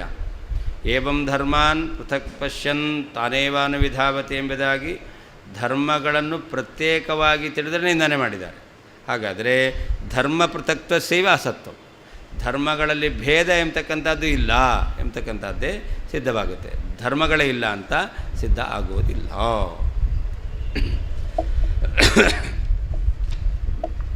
ಸರ್ವತ್ರ ಭೇದ ಮಿಥ್ಯಾತ್ವಂ ಸಾಧಯಂಸ್ತ್ವಂ ದುರಾಗ್ರಹೀ ಕಥಮದ್ಯಾದ್ವಿತೀಯಸ್ಮಿನ್ ಭಿದಾಮಾಧಾತುಮಿಚ್ಛಸಿ. ನೀನು ಎಲ್ಲ ವೇದ, ಎಲ್ಲ ಪುರಾಣಗಳು, ಎಲ್ಲ ಇತಿಹಾಸಗಳು ಏನನ್ನು ಪ್ರತಿಪಾದನೆ ಮಾಡಲಿಕ್ಕೆ ಹೊರಟಿದೆ ಅಂತ ಹೇಳ್ತೀಯಾ? ಅವರ ಮತ ಪ್ರಕಾರ ಎಲ್ಲವೂ ಕೂಡ ಭೇದವನ್ನು ಮಿಥ್ಯಾ ಎಂಬುದಾಗಿ ಸಮರ್ಥನೆ ಮಾಡಲಿಕ್ಕೆ ಹೊರಟಿದೆ ಎಂಬುದಾಗಿ ಅವರು ಹೇಳ್ತಾರೆ. ಎಲ್ಲ ವೇದ ಪುರಾಣ ಶಾಸ್ತ್ರವಾಕ್ಯಗಳಿಗೂ ಮುಖ್ಯ ತಾತ್ಪರ್ಯಲ್ಲಿ ಅಭೇದವನ್ನು ಪ್ರತಿಪಾದನೆ ಮಾಡೋದರಲ್ಲಿ, ಅಭೇದವನ್ನು ಪ್ರತಿಪಾದನೆ ಮಾಡೋದ್ರಂದ್ರೆ ಏನರ್ಥ? ಭೇದವು ಮಿಥ್ಯಾ ಎಂಬುದಾಗಿ ಪ್ರತಿಪಾದನೆ ಮಾಡೋದರಲ್ಲಿ ಮುಖ್ಯವಾಗಿರ್ತಕ್ಕಂಥ ಉದ್ದೇಶ ಇದೆ ಎಂಬುದಾಗಿ ಹೇಳ್ತಕ್ಕಂಥ ನೀವು. ಹಾಗಿರಬೇಕಾದರೆ ಪರಮಾತ್ಮನ ಧರ್ಮಗಳಿಗೆ ಭೇದ ಇದೆ ಅಂತ ಯಾಕೆ ಹೇಳ್ತೀಯ? ಎಲ್ಲ ಕಡೆಯಲ್ಲಿಯೂ ಕೂಡ ನೀನು ಭೇದವನ್ನು ಮಿಥ್ಯಾ ಅಂತ ಹೇಳುವವನು, ಎಲ್ಲ ಶಾಸ್ತ್ರಗಳಿಗೂ ಅದೇ ಮುಖ್ಯವಾಗಿರ್ತಕ್ಕಂಥ ತಾತ್ಪರ್ಯ ಎಂಬುದಾಗಿ ನೀ ಹೇಳ್ತಕ್ಕಂಥವನು. ಹಾಗಿರಬೇಕಾದ್ರೆ ಪರಮಾತ್ಮನಿಗೂ ಪರಮಾತ್ಮನ ಧರ್ಮಗಳಿಗೆ ಏನು ಹೇಳಬೇಕು? ಭೇದ ಮಿಥ್ಯಾ ಅಂತ ಹೇಳಬೇಕು. ಅದು ಬಿಟ್ಟು ಪರಮಾತ್ಮನಿಗೂ ಮತ್ತು ಪರಮಾತ್ಮನಿಗೂ ಧರ್ಮಗಳಿಗೂ ಭೇದ ಸತ್ಯ ಅಂತ ಹೇಳಲಿಕ್ಕೆ ಯಾಕೆ ಹೊರಟಿದ್ದೀಯಾ? ಅದು ಸರಿಯಲ್ಲ. ಸರ್ವತ್ರ ಎಲ್ಲ ಇತಿಹಾಸ ಪುರಾಣ ಶಾಸ್ತ್ರಗಳಲ್ಲಿ ಭೇದ ಮಿಥ್ಯಾತ್ವಂ, ಭೇದವೂ ಮಿಥ್ಯವಾಗಿದೆ ಎಂಬತಕ್ಕಂಥದ್ದನ್ನು ಸಾಧಿಸುವಂತಹ ದುರಾಗ್ರಹಿ, ದುರಾಗ್ರಹವುಳ್ಳಂತಹ ತ್ವಂ ನೀನು ಅದ್ಯ ಈಗ ಅದ್ವಿತೀಯಸ್ಮಿನ್, ಅದ್ವಿತೀಯನಾದ ಅಂದರೆ ತನ್ನ ಗುಣ, ಅವತಾರ ರೂಪಗಳು, ಕರ್ಮ ಇವುಗಳಿಂದ ಭೇದರಹಿತನಾದ ಪರಮಾತ್ಮನಲ್ಲಿ ಭಿದಾಂ ಧರ್ಮಗಳಿಗೆ ಭೇದವನ್ನು ಆದಾತುಂ ಹೇಳಲು ಕಥಮಿಚ್ಛಸಿ ಯಾಕೆ ನೀನು ಬಯಸುತ್ತೀಯಾ?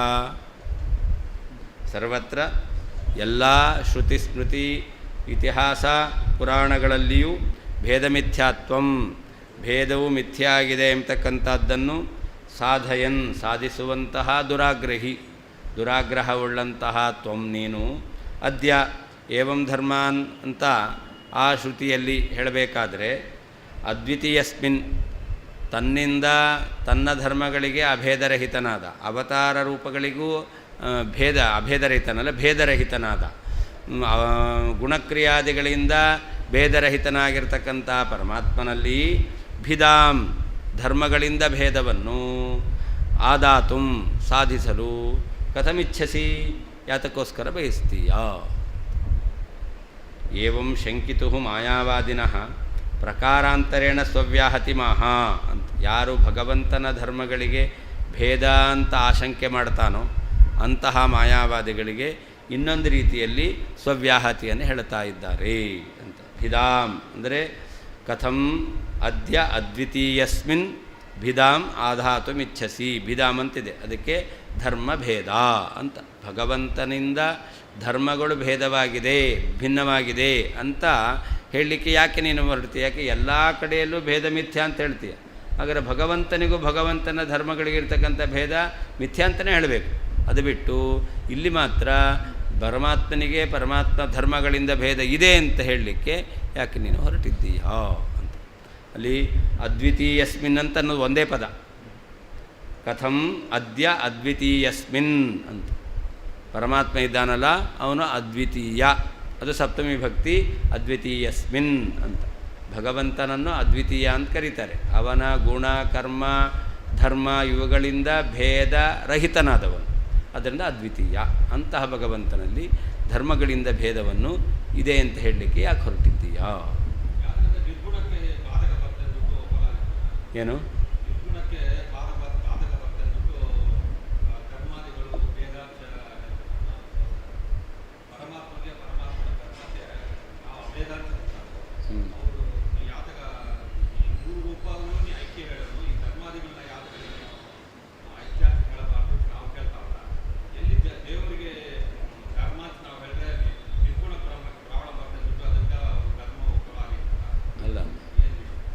ಅವರು ಧರ್ಮವನ್ನು ಒಪ್ಪೋದೇ ಇಲ್ಲ, ಆದ್ದರಿಂದ ನಿರ್ಗುಣ. ಹಾಂ, ಭಗವಂತ ನಿರ್ಗುಣ, ಅವನಲ್ಲಿ ಯಾವ ವಿಧವಾದ ಧರ್ಮವೂ ಇಲ್ಲ. ಇಲ್ಲ ಇಲ್ಲ ಹಾಗೇನಿಲ್ಲ, ಇಲ್ಲಿ ಧರ್ಮವೇ ಇಲ್ಲ ಅಂತ ಹೇಳೈತಲ್ಲ. ಅದಕ್ಕೆ ನಾವು ಕೇಳ್ತಾ ಇರೋದು, ನಿನ್ನ ಸಿದ್ಧಾಂತ ಏನು? ದ್ವಿತೀಯ ವಸ್ತು ಮಿಥ್ಯಾ ಅಲ್ತಾ ಹೌದಾನೆ? ನಿಮ್ಮ ಸಿದ್ಧಾಂತ ಅದ್ವಿತೀಯಾಭಿನಿವೇಶನಕ್ಕೆ ದ್ವಿತೀಯವಾದ ವಸ್ತು ಮಿಥ್ಯಾ ಅಂತ. ಹಾಗೆ ಇಲ್ಲೂ ಕೂಡ ಭಗವಂತನಿಗಿಂತ ಭಿನ್ನವಾದ ಧರ್ಮಭೇದ ಇದೆಯಲ್ಲ, ಭೇದ ಮಿಥ್ಯಾ ಅಂತ ಹೇಳೋದು. ದ್ವಿತೀಯ ಅಂದರೆ ಭೇದ, ಭೇದ ಮಿಥ್ಯಾ ಅಂತ. ಹಾಗಾದ್ರೆ ಇಲ್ಲೂ ಕೂಡ ಭೇದ ಮಿಥ್ಯಾ ಅಂತಲೇ ಹೇಳೋದು. ಹೇಳ್ತಾರೆ ಧರ್ಮವನ್ನೇ ಇಲ್ಲ ಅಂತ, ಭೇದ ಧರ್ಮಗಳಿಗೆ ಭೇದವನ್ನೇ ಇದೆ ಅಂತ ಯಾಕೆ ಸಮರ್ಥನೆ ಮಾಡಲಿಕ್ಕೆ ಹೊರಡ್ತೀಯ? ನೀನು ಎಲ್ಲ ಕಡೆಯಲ್ಲೂ ಕೂಡ ಭೇದ ಮಿಥ್ಯಾತ್ವವನ್ನು ಹೇಳುವವನು, ಧರ್ಮಭೇದಗಳಿಗೂ ಮಿಥ್ಯಾತ್ವವನ್ನು ಹೇಳು. ಧರ್ಮಭೇದವೂ ಇಲ್ಲ ಅಂತ ಹೇಳು, ಧರ್ಮಭೇದ ಮಿಥ್ಯ ಆಗಿದೆ ಅಂತ ಹೇಳು.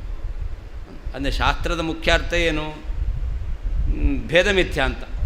ಹಾಗಾದರೆ ಭಗವಂತನ ಧರ್ಮಗಳಲ್ಲಿ ಭೇದ, ಭಗವಂತನಿಂದ ಧರ್ಮಗಳಿಗೆ ಭೇದ ಮಿಥ್ಯ ಅಂತ ಹೇಳು. ಭೇದ ಮಿಥ್ಯ ಅಂತ ಹೇಳೋದೇ ನಿಮ್ಮ ಮುಖ್ಯವಾಗಿರ್ತಕ್ಕಂಥ ಉದ್ದೇಶ. ಹಾಗೆ ಇಲ್ಲಿ ಆದರೆ ಭಗವಂತನಿಗೆ ಭಗವಂತನ ಧರ್ಮಗಳಿಗೆ ಭೇದ ಅದು ಸತ್ಯ ಅಂತ ಹೇಳಲಿಕ್ಕೆ ಯಾಕೆ ಹೊರಟಿದ್ದೀಯಾ?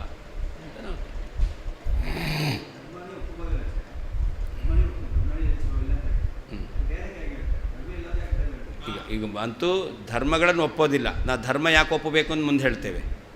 ಇವಾಗ ಭೇದ ಎಂಬತಕ್ಕಂಥದ್ದನ್ನು ಮಿಥ್ಯ ಅಂತ ಹೇಳೋರು. ಹಾಗಾದರೆ ಪರಮಾತ್ಮನಿಗೂ ಪರಮಾತ್ಮ ಧರ್ಮಗಳಿಗೂ ಅಲ್ಲಿಗ ಬ್ರಹ್ಮ ವಿಷ್ಣು ಮಹೇಶ್ವರರಿಗೆ ಅಭೇದ ಅಂತ ಹೇಳ್ತೀರ. ಬ್ರಹ್ಮ ವಿಷ್ಣು ಮಹೇಶ್ವರ ಅಂತ ಒಪ್ಪಿಬಿಟ್ಟು ಅವರಿಗೆ ಅಭೇದವನ್ನು ಹೇಳ್ತೀಯ. ಹಾಗಾದರೆ ಧರ್ಮ ಅಂತ ಹೇಳಿಬಿಟ್ಟು ಅದಕ್ಕೆ ಅಭೇದವನ್ನು ಹೇಳು. ಹಾಂ, ಕಿಂಚೇಯಂ ಶ್ರುತಿರೇವಾದೌ ನೇಹನಾ ನಾಸ್ತಿ ಕಿಂಚನ ಇತ್ಯಾದಿನಾಭಿಧಾಮೇನಾಂ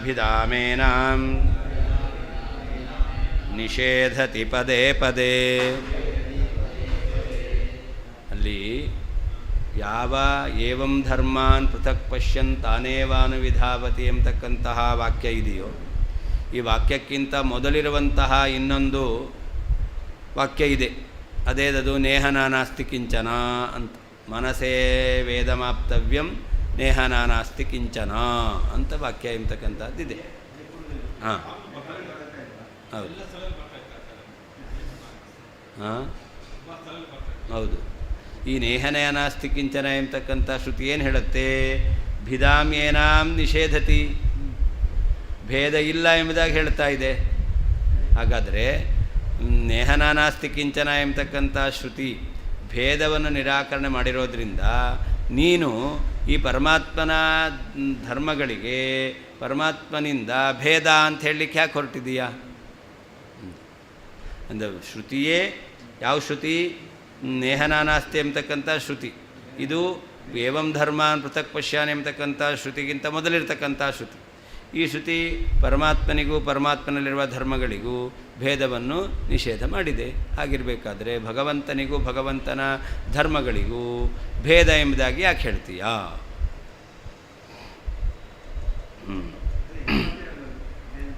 ಹಾಂ,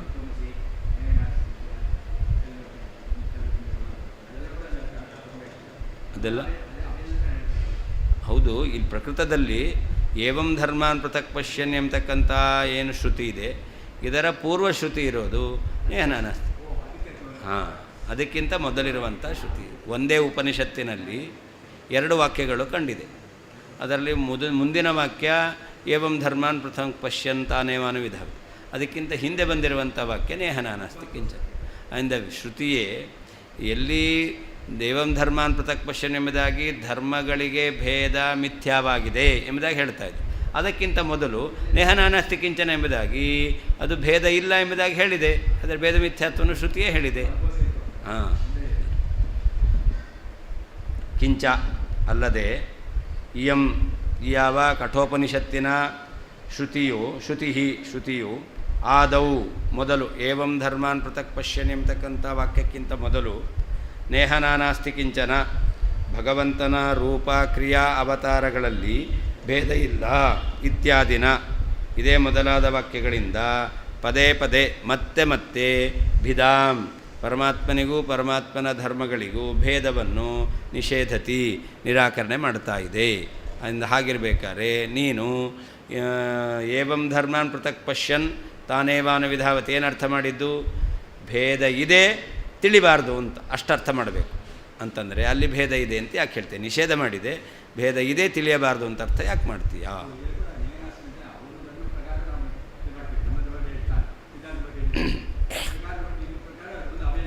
ಹೌದು,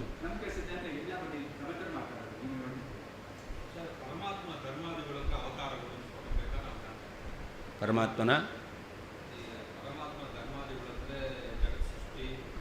ಮಾಡುವಂತಹ ಸೃಷ್ಟಿಕರ್ತೃತ್ವ, ಕಾರುಣ್ಯ, ಔದಾರ್ಯ ಇದೆಲ್ಲವೂ ಗುಣ. ಅವತಾರ ರಾಮಕೃಷ್ಣಾದಿ ಅವತಾರ. ಧರ್ಮ ಅಂದರೆ ಅದೇನೆ, ಭಗವಂತನಲ್ಲಿರುವಂತಹ ಧರ್ಮ ಅಂತಂದರೆ ಗುಣಗಳು. ಭಗವಂತನು ಸೃಷ್ಟಿಕರ ಮಾಡಲಿಕ್ಕೆ ಬೇಕಾದ ಜ್ಞಾನ ಇದೆ, ಸೃಷ್ಟಿ ಮಾಡಲಿಕ್ಕೆ ಬೇಕಾದ ವ್ಯಾಪಾರ ಇದೆ, ಸೃಷ್ಟಿ ಮಾಡಲಿಕ್ಕೆ ಬೇಕಾದ ಶಕ್ತಿ ಇದೆ. ಯಾಕೆ ಮಾಡ್ದ? ಜೀವರಿಗೆ ಅನುಗ್ರಹ ಮಾಡಬೇಕು ಅಂತಕ್ಕಂಥ ಕರುಣೆ ಇದೆ. ಇದೆಲ್ಲ ಮಾಡಬೇಕಾದ್ರೆ ಆನಂದ ಇದೆ. ಆನಂದ ಇಲ್ಲದೆ ಸುಮ್ಮನೆ ಏನು ಮಾಡಲಿಕ್ಕಾಗಲ್ಲ. ಯಾಕೆ? ಬೇಜಾರಾಗಿದೆ ಅಂದರೆ ಸುಮ್ಮನೆ ಕೂತಿರ್ತಾನೆ. ಹಾಗಾದರೆ ವ್ಯಾಪಾರ ಮಾಡಬೇಕು ಅಂತಂದರೆ ಸ್ವಲ್ಪ ಉತ್ಸಾಹ ಇರಬೇಕು. ಉತ್ಸಾಹ ಇರಬೇಕು ಅಂದರೆ ಆನಂದ ಇರಬೇಕು. ಹಾಗಾದರೆ ಆನಂದ ಇದೆ, ಉತ್ಸಾಹ ಇದೆ, ಜ್ಞಾನ ಇದೆ, ಇಚ್ಛಾ ಇದೆ, ಪ್ರಯತ್ನ ಇದೆ. ಇದೆಲ್ಲ ಧರ್ಮಗಳು, ಇದೆಲ್ಲ ಗುಣ ಬಂತು. ಹಾಂ, ಅದೇನು ಅದಕ್ಕೆ ಬೇಕಾದ ವ್ಯಾಪಾರ. ಕಿಂಚ ಅಲ್ಲದೆ ಇಯಂ ಈ ಯಾವ ಕಠೋಪನಿಷತ್ತಿನ ಶ್ರುತಿ ವಾಕ್ಯವು ಆದೌ ಏವಂ ಧರ್ಮಾನ್ ಪೃಥಕ್ ಪಶ್ಯನ್ ಎಂಬತಕ್ಕಂಥ ವಾಕ್ಯವನ್ನು ಹೇಳೋಕ್ಕಿಂತ ಮೊದಲು ನೇಹ ನಾನಾಸ್ತಿ ಕಿಂಚನ ಇಹ ಪರಮಾತ್ಮನಲ್ಲಿ ಕಿಂಚನ ನಾನಾ ಅವತಾರ ಗುಣ ಕ್ರಿಯಾ ಇವುಗಳಿಗೆ ಭೇದವೂ ಇಲ್ಲ ಎಂಬುದಾಗಿ ಇತ್ಯಾದಿನ ಇದೇ ಮೊದಲಾದ ವಾಕ್ಯಗಳಿಂದ ಏನಾಂ ಭಿದಾಂ ಈ ಧರ್ಮಗಳಿರತಕ್ಕಂಥ ಭೇದವನ್ನು ಪದೇ ಪದೇ ಪುನಃ ಪುನಃ ನಿಷೇಧತಿ ಪ್ರತಿಷೇಧ ಮಾಡಿದೆ, ನಿರಾಕರಣೆ ಮಾಡಿದೆ. ಅಧುನಾ ಅಸ್ಯಾಮೇವ ಉಪನಿಷದಿ ನೇಹ ನಾನಾಸ್ತಿ ಕಿಂಚನ ಇತ್ಯಾದೌ ಬ್ರಹ್ಮಣಿ ಸ್ವಗತ ನಾನಾತ್ವಸ್ಯೈವ ನಿಷೇಧಾತ್ ಅರ್ಥಾಭಾವ ಪ್ರಯುಕ್ತೈವ ದರ್ಶನನಿಂದ ಇತ್ಯಾಹ ಅಂತ. ಅದರಿಂದ ಈಗ ಏನು ಹೇಳ್ತಾ ಇದ್ದಾರೆ ಈ ಶ್ಲೋಕದಲ್ಲಿ? ಅಸ್ಯಾಮೇವ ಉಪನಿಷತ್, ಈ ಕಾಠಕೋಪನಿಷತ್ತಿನಲ್ಲಿಯೇ ನೇಹ ನಾನಾಸ್ತಿ ಕಿಂಚನ ಅಂತ ವಾಕ್ಯ ಬಂದಿರೋದು. ಈ ವಾಕ್ಯದಲ್ಲಿ ಏನು ಹೇಳ್ತಾ ಇದ್ದಾರೆ? ಭಗವಂತನಲ್ಲಿ ತನ್ನಲ್ಲಿರುವಂತಹ ರೂಪ ಗುಣ ಕ್ರಿಯಾ ಅವತಾರ ಇವುಗಳಿಂದ ಭೇದ ಇಲ್ಲ ಅಂತ ಹೇಳಿ ಸ್ವಗತ ಭೇದ. ತನ್ನಲ್ಲಿರುವಂಥ ಸ್ವಗತ ತನ್ನಲ್ಲಿರುವುದು ಯಾವುದು? ಕ್ರಿಯಾ ಗುಣ ತನ್ನ ಅವತಾರ ಇದೆಲ್ಲ ತನ್ನಲ್ಲೇ ಇರ್ತಕ್ಕಂಥದ್ದು. ಅವುಗಳಿಗೆ ಭೇದ ಇಲ್ಲ ಅಂತ ಹೇಳ್ತಾ ಇದೆ. ಸ್ವಗತ ಭೇದ ಸ್ವಗತ ನಾನಾತ್ವಸ್ಯೈವ, ತನ್ನಲ್ಲಿ ಭಿನ್ನವಾದದ್ದು ಯಾವುದೂ ಇಲ್ಲ ಎಂಬುದಾಗಿ ನಿಷೇಧವನ್ನು ಮಾಡ್ತಾ ಇದ್ದಾರೆ. ಆದ್ದರಿಂದ ಅರ್ಥಾಭಾವ ಪ್ರಯುಕ್ತೈವ ದರ್ಶನ ನಿಂದೆ. ಹಾಗಾದರೆ ಅಲ್ಲಿ ಏವಂ ಧರ್ಮಾನ್ ಪೃಥಕ್ ಪಶ್ಯನ್ ತಾನೇವಾನು ವಿಧಾವತಿ ಎಂಬುದಾಗಿ ಭೇದವನ್ನು ತಿಳಿದರೆ ಅದರಿಂದ ಅನರ್ಥವಾಗುತ್ತೆ ಅಂತ ಹೇಳಿದ್ದಾರೆ. ಭೇದ ಇದೆ ತಿಳಿಬಾರ್ದು ಅಂತ ಅರ್ಥ ಅಲ್ಲ, ಭೇದ ಇಲ್ಲವೇ ಇಲ್ಲ ಎಂಬುದಾಗಿ ಅರ್ಥಾಭಾವ, ಭೇದ ಇಲ್ಲ ಎಂಬತಕ್ಕಂಥದ್ದನ್ನೇ ಆ ವಾಕ್ಯ ಹೇಳ್ತಾ ಇದೆ ಅಂತ ಅರ್ಥ ಮಾಡಬೇಕು ಅಂತ. ಯಾಕೆ? ಶ್ರುತಿಯೇ ಭಗವಂತನಲ್ಲಿ ಭೇದ ಎಂಬತಕ್ಕಂಥದ್ದು ಇಲ್ಲ ಎಂಬುದಾಗಿ ಹೇಳ್ತಾ ಇದೆ. ಅದರಿಂದಾಗಿ ಏವಂ ಧರ್ಮ ಎಂಬತಕ್ಕಂಥ ವಾಕ್ಯದಲ್ಲೂ ಕೂಡ ಭೇದ ಇದೆ ತಿಳಿಬಾರ್ದು ಅಂತ ಅರ್ಥ ಅಲ್ಲ, ಭೇದ ಇಲ್ಲವೇ ಇಲ್ಲ ಅದನ್ನು ತಿಳಿಬಾರ್ದು ಎಂಬುದಾಗಿ ಹೇಳ್ತಾ ಇದೆ. ಅತಸ್ತಜ್ಞಾನನಿಂದಾಪಿ ಮಿಥ್ಯಾಭೂತಾರ್ಥದೃಕ್ತ್ವತಃ ಇತಿ ಮನ್ಯಾಮಹೇ ತಸ್ಮಾತ್ ಧರ್ಮಾಧರ್ಮ್ಯಾತ್ಮಕಃ ಪ್ರಭೋ.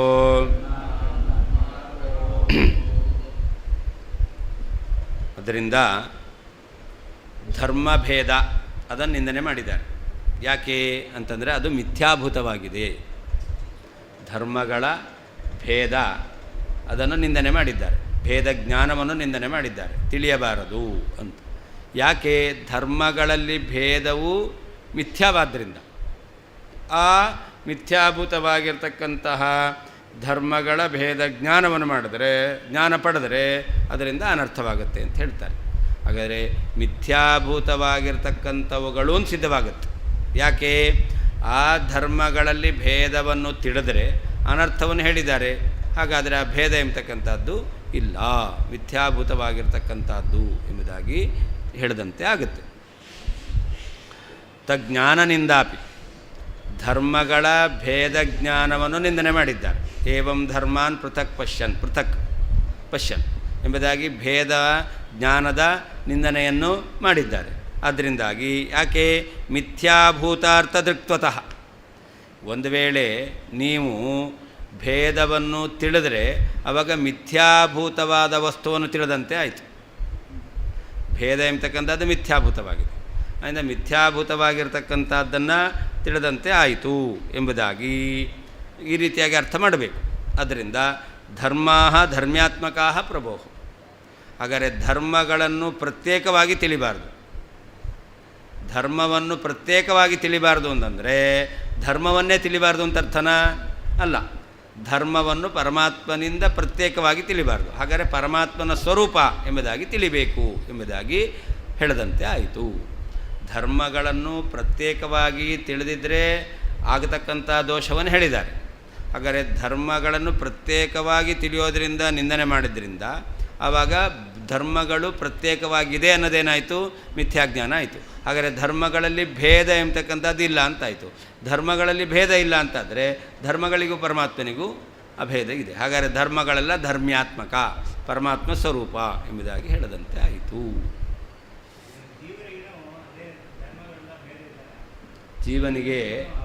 ಜೀವನಿಗೆ ಎರಡು ರೀತಿಯಾದ ಧರ್ಮಗಳಿದೆ. ಪ್ರಾಕೃತಿಕವಾದ ಧರ್ಮಗಳಿದೆ, ಜೀವನಿಗೆ ಅಪ್ರಾಕೃತವಾದ ಧರ್ಮಗಳಿದೆ. ಪ್ರಾಕೃತವಾದ ಧರ್ಮಗಳೆಲ್ಲ ಜೀವನಿಗಿಂತ ಭಿನ್ನ. ಅಪ್ರಾಕೃತವಾದ ಧರ್ಮ ಇದೆಯಲ್ಲ ಅದು ಜೀವನ ಸ್ವರೂಪ. ಈಗ ಜೀವನಿಗೆ ಈ ವಿಷಯ ಪದಾರ್ಥಗಳಿಂದ ಜ್ಞಾನ ಬರುತ್ತೆ. ವಿಷಯ ಪದಾರ್ಥಗಳಿಂದ ಬರ್ತಕ್ಕಂಥ ಜ್ಞಾನ ಇದೆಯಲ್ಲ, ಈ ಜ್ಞಾನ ಎಂಬತಕ್ಕಂಥದ್ದು ಇದು ಜೀವನಿಗಿಂತ ಭಿನ್ನವಾದದ್ದು. ಅಜ್ಞಾನ ಜಡ, ಆಯಿತಾ? ನಾನು ಅಂತ ಜ್ಞಾನ ಬರುತ್ತೆ ಜೀವನಿಗೆ. ಈ ನಾನು ಎಂಬತಕ್ಕಂಥ ಜ್ಞಾನ ಇದೆಯಲ್ಲ ಇದು ಜ್ಞಾನವೇ. ಈ ಜ್ಞಾನ ಎಂಬತಕ್ಕಂಥದ್ದು ಇದು ಈ ವಿಷಯ ಪದಾರ್ಥಗಳ ಸಂಬಂಧದಿಂದ ಬಂದದ್ದಲ್ಲ. ವಿಷಯ ಪದಾರ್ಥಗಳ ಸಂಬಂಧದಿಂದ ಬಂದದ್ದಲ್ಲ. ಅದರಿಂದ ಆ ಜ್ಞಾನ ಎಂಬುದು ಸ್ವರೂಪ ಜ್ಞಾನ. ಆ ಸ್ವರೂಪ ಜ್ಞಾನ ಎಂಬತಕ್ಕಂಥದ್ದು ಜೀವಾಭಿನ್ನ. ಅದು ಜೀವಾಭಿನ್ನವಾದದ್ದು. ಹೀಗೆ ಜೀವನಲ್ಲಿ ಜೀವ ಭಿನ್ನವಾದ ಗುಣಧರ್ಮಗಳು ಇದೆ, ಜೀವ ಅಭಿನ್ನವಾದ ಗುಣಧರ್ಮಗಳು ಇದೆ. ಜೀವರಲ್ಲಿ ಪರಮಾತ್ಮನಲ್ಲಿ ಪರಮಾತ್ಮ ಭಿನ್ನವಾದ ಗುಣಧರ್ಮಗಳು ಯಾವುದೂ ಇಲ್ಲ. ಅದನ್ನೇ ನೇಹ ನಾನಾಸ್ತಿ ಕಿಂಚನ ಅಂತ ಹೇಳಿದೆ. ಕಿಂಚನ ಭಿನ್ನವಾದದ್ದು ಒಂದೂ ಕೂಡ ಇಲ್ಲವೇ ಇಲ್ಲ.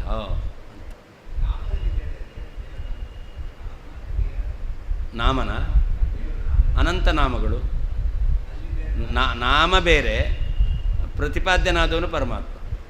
ನಾಮ ಅದು ಜಡ, ನಾಮ ಜಡ, ನಾಮ ಪರಮಾತ್ಮ ಅಲ್ಲ. ನಾಮದಿಂದ ಹೇಳಲ್ಪಡುವವನು ಪರಮಾತ್ಮ. ನಾಮಕ್ಕೂ ಪರಮಾತ್ಮನಿಗೂ ಭೇದ ಇದೆ. ನಾಮ ಇದ್ದ ಹಾಗೆ ಧರ್ಮಗಳಲ್ಲ. ಪರಮಾತ್ಮನ ನಾಮ, ಪರಮಾತ್ಮನ ಧರ್ಮ ಅಂತಂದರೆ ಪರಮಾತ್ಮನಲ್ಲಿರುವಂತಹ ಶಕ್ತಿ ಅಂತ ತೆಗೆದುಕೊಳ್ಳಿ. ಆ ಪರಮಾತ್ಮನ ನಾಮ ಯಾವ ರೀತಿಯಲ್ಲಿ ಪರಮಾತ್ಮನಿಂದ ಭಿನ್ನವೋ, ಪರಮಾತ್ಮನ ಶಕ್ತಿ ಪರಮಾತ್ಮನಿಂದ ಭಿನ್ನ ಅಲ್ಲ. ನಾಮ ಅನ್ನೋದು ಪರಮಾತ್ಮನ ಧರ್ಮ ಅಲ್ಲ. ನಾಮವು ಪರಮಾತ್ಮನ ಧರ್ಮ ಅಲ್ಲ. ಕರುಣಾಮಯ ಅಂತ ಹೇಳ್ತೇವಲ್ಲ, ಅದು ಕಾರುಣ್ಯ ಭಗವಂತನ ಧರ್ಮ. ಅದು ಆ ಕಾರುಣ್ಯ ಎಂಬತಕ್ಕಂಥದ್ದು ಭಗವಂತನಿಂದ ಅಭಿನ್ನ. ನಾಮ ಅದು ಶಬ್ದ ರೂಪವಾಗತ್ತೆ. ಅದು ವೇದ, ಅದು ಆ ವೇದಗಳು ಅದೆಲ್ಲವೂ ಕೂಡ ಪರಮಾತ್ಮದಿಂದ ಭಿನ್ನವಾಗತ್ತೆ. ಎಲ್ಲ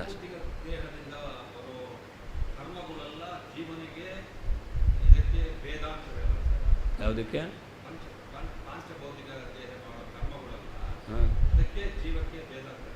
ಪಾಂಚಭೌತಿಕ ಶರೀರಕ್ಕೂ ಜೀವನಿಗೂ ಭೇದ. ಪಂಚಭೂತಾತ್ಮಕವಾದ ಶರೀರದಿಂದ ಮಾಡ್ತಕ್ಕಂಥ ಕರ್ಮಗಳು ಮತ್ತು ಜೀವನಿಗೂ ಭೇದ. ಹಾಂ, ಅದು ಜೀವನ ಸ್ವರೂಪದಲ್ಲಿರೋದಲ್ಲ. ಅದು ಇದೀಗ ನಾವು ಮಾಡ್ತೇವೆ, ಈ ಶರೀರದಿಂದ ಮಾಡೋದು. ಅದು ಜೀವನ ಸ್ವರೂಪದಲ್ಲಿರೋದಲ್ಲ. ಅದು ಅಂದರೆ ಅದು ಭಿನ್ನವಾದದ್ದು.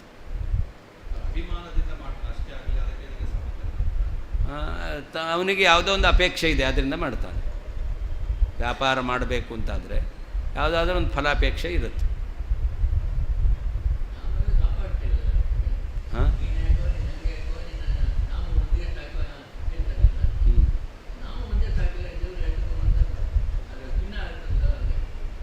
ನಾಮ ಭಿನ್ನ ಅಂತಲೇ ಹೇಳ್ತಾ ಇರೋದು ನಾನು. ನಾಮ ಪರಮಾತ್ಮನಿಗಿಂತ ಭಿನ್ನ.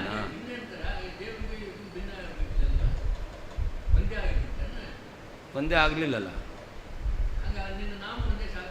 ಅದರಿಂದ ನಿನ್ನ ನಾಮಸ್ಮರಣೆಯ ಮಹತ್ವ ಏನು ಅಂತ ಹೇಳ್ತಾ ಇದ್ದಾರಲ್ಲಿ.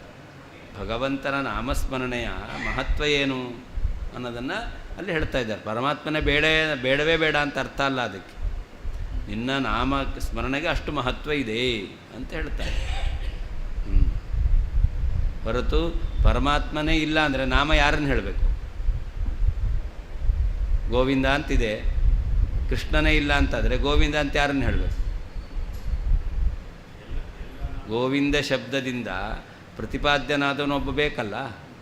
ಮತ್ತು ಅವನೇ ಬೇಡ ಅಂದರೆ ಬರೀ ನಾಮವೇ ಸಾಕು ಅಂದರೆ ಆ ನಾಮದ ಮಹತ್ವವನ್ನು ಹೇಳ್ತಾ ಇದ್ದಾರೆ.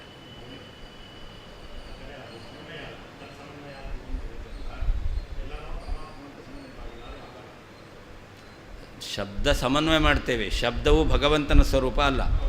ಶಬ್ದದಿಂದ ತಿಳಿದು ಬರುವ ಅರ್ಥ ಭಗವಂತನಲ್ಲೇ ಅನ್ವಯ ಆಗುತ್ತೆ ಅಂತ ಅರ್ಥ, ಹೊರತು ಶಬ್ದವೇ ಭಗವಂತ ಅಂತಲ್ಲ. ನಾಮ ಬ್ರಹ್ಮೇತ್ಯುಪಾಸೀತ ಅಂತ ಶ್ರುತಿ. ನಾಮ ಬ್ರಹ್ಮ ಇತಿ ಉಪಾಸೀತ. ಈ ಶ್ರುತಿಯನ್ನಿಟ್ಟುಕೊಂಡೇ ವೇದವ್ಯಾಸದೇವರು ಒಂದು ಬ್ರಹ್ಮಸೂತ್ರ ಮಾಡಿದ್ದಾರೆ. ಓಂ ನ ಪ್ರತೀಕೇನ ಹಿ ಸಹ ಅಂತ ಬ್ರಹ್ಮಸೂತ್ರ ಮಾಡಿದ್ದಾರೆ. ನಾಮ ಬ್ರಹ್ಮ ಇತಿ ಉಪಾಸಿತ ಅಂದೆ. ಹಾಗರೇನರ್ಥ? ನಾಮವನ್ನೇ ಬ್ರಹ್ಮ ಎಂಬುದಾಗಿ ಉಪಾಸನೆ ಮಾಡಿರಿ ತಿಳಿದು ಬರುತ್ತೆ.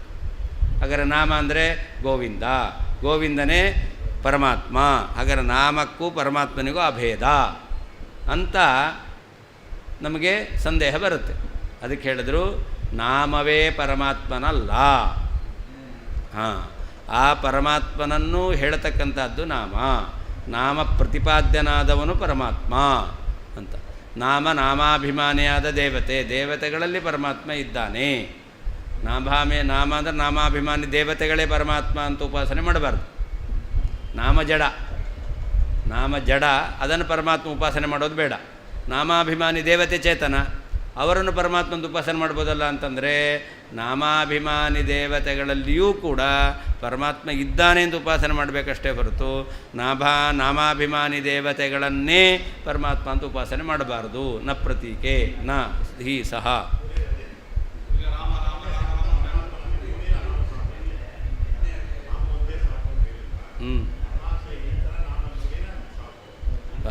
ಈ ಎಲ್ಲ ನಾಮಗಳು ಪರಮಾತ್ಮನ ಗುಣಗಳನ್ನು ಹೇಳುತ್ತೆ ಅಂತ ತಿಳಿಬೇಕು.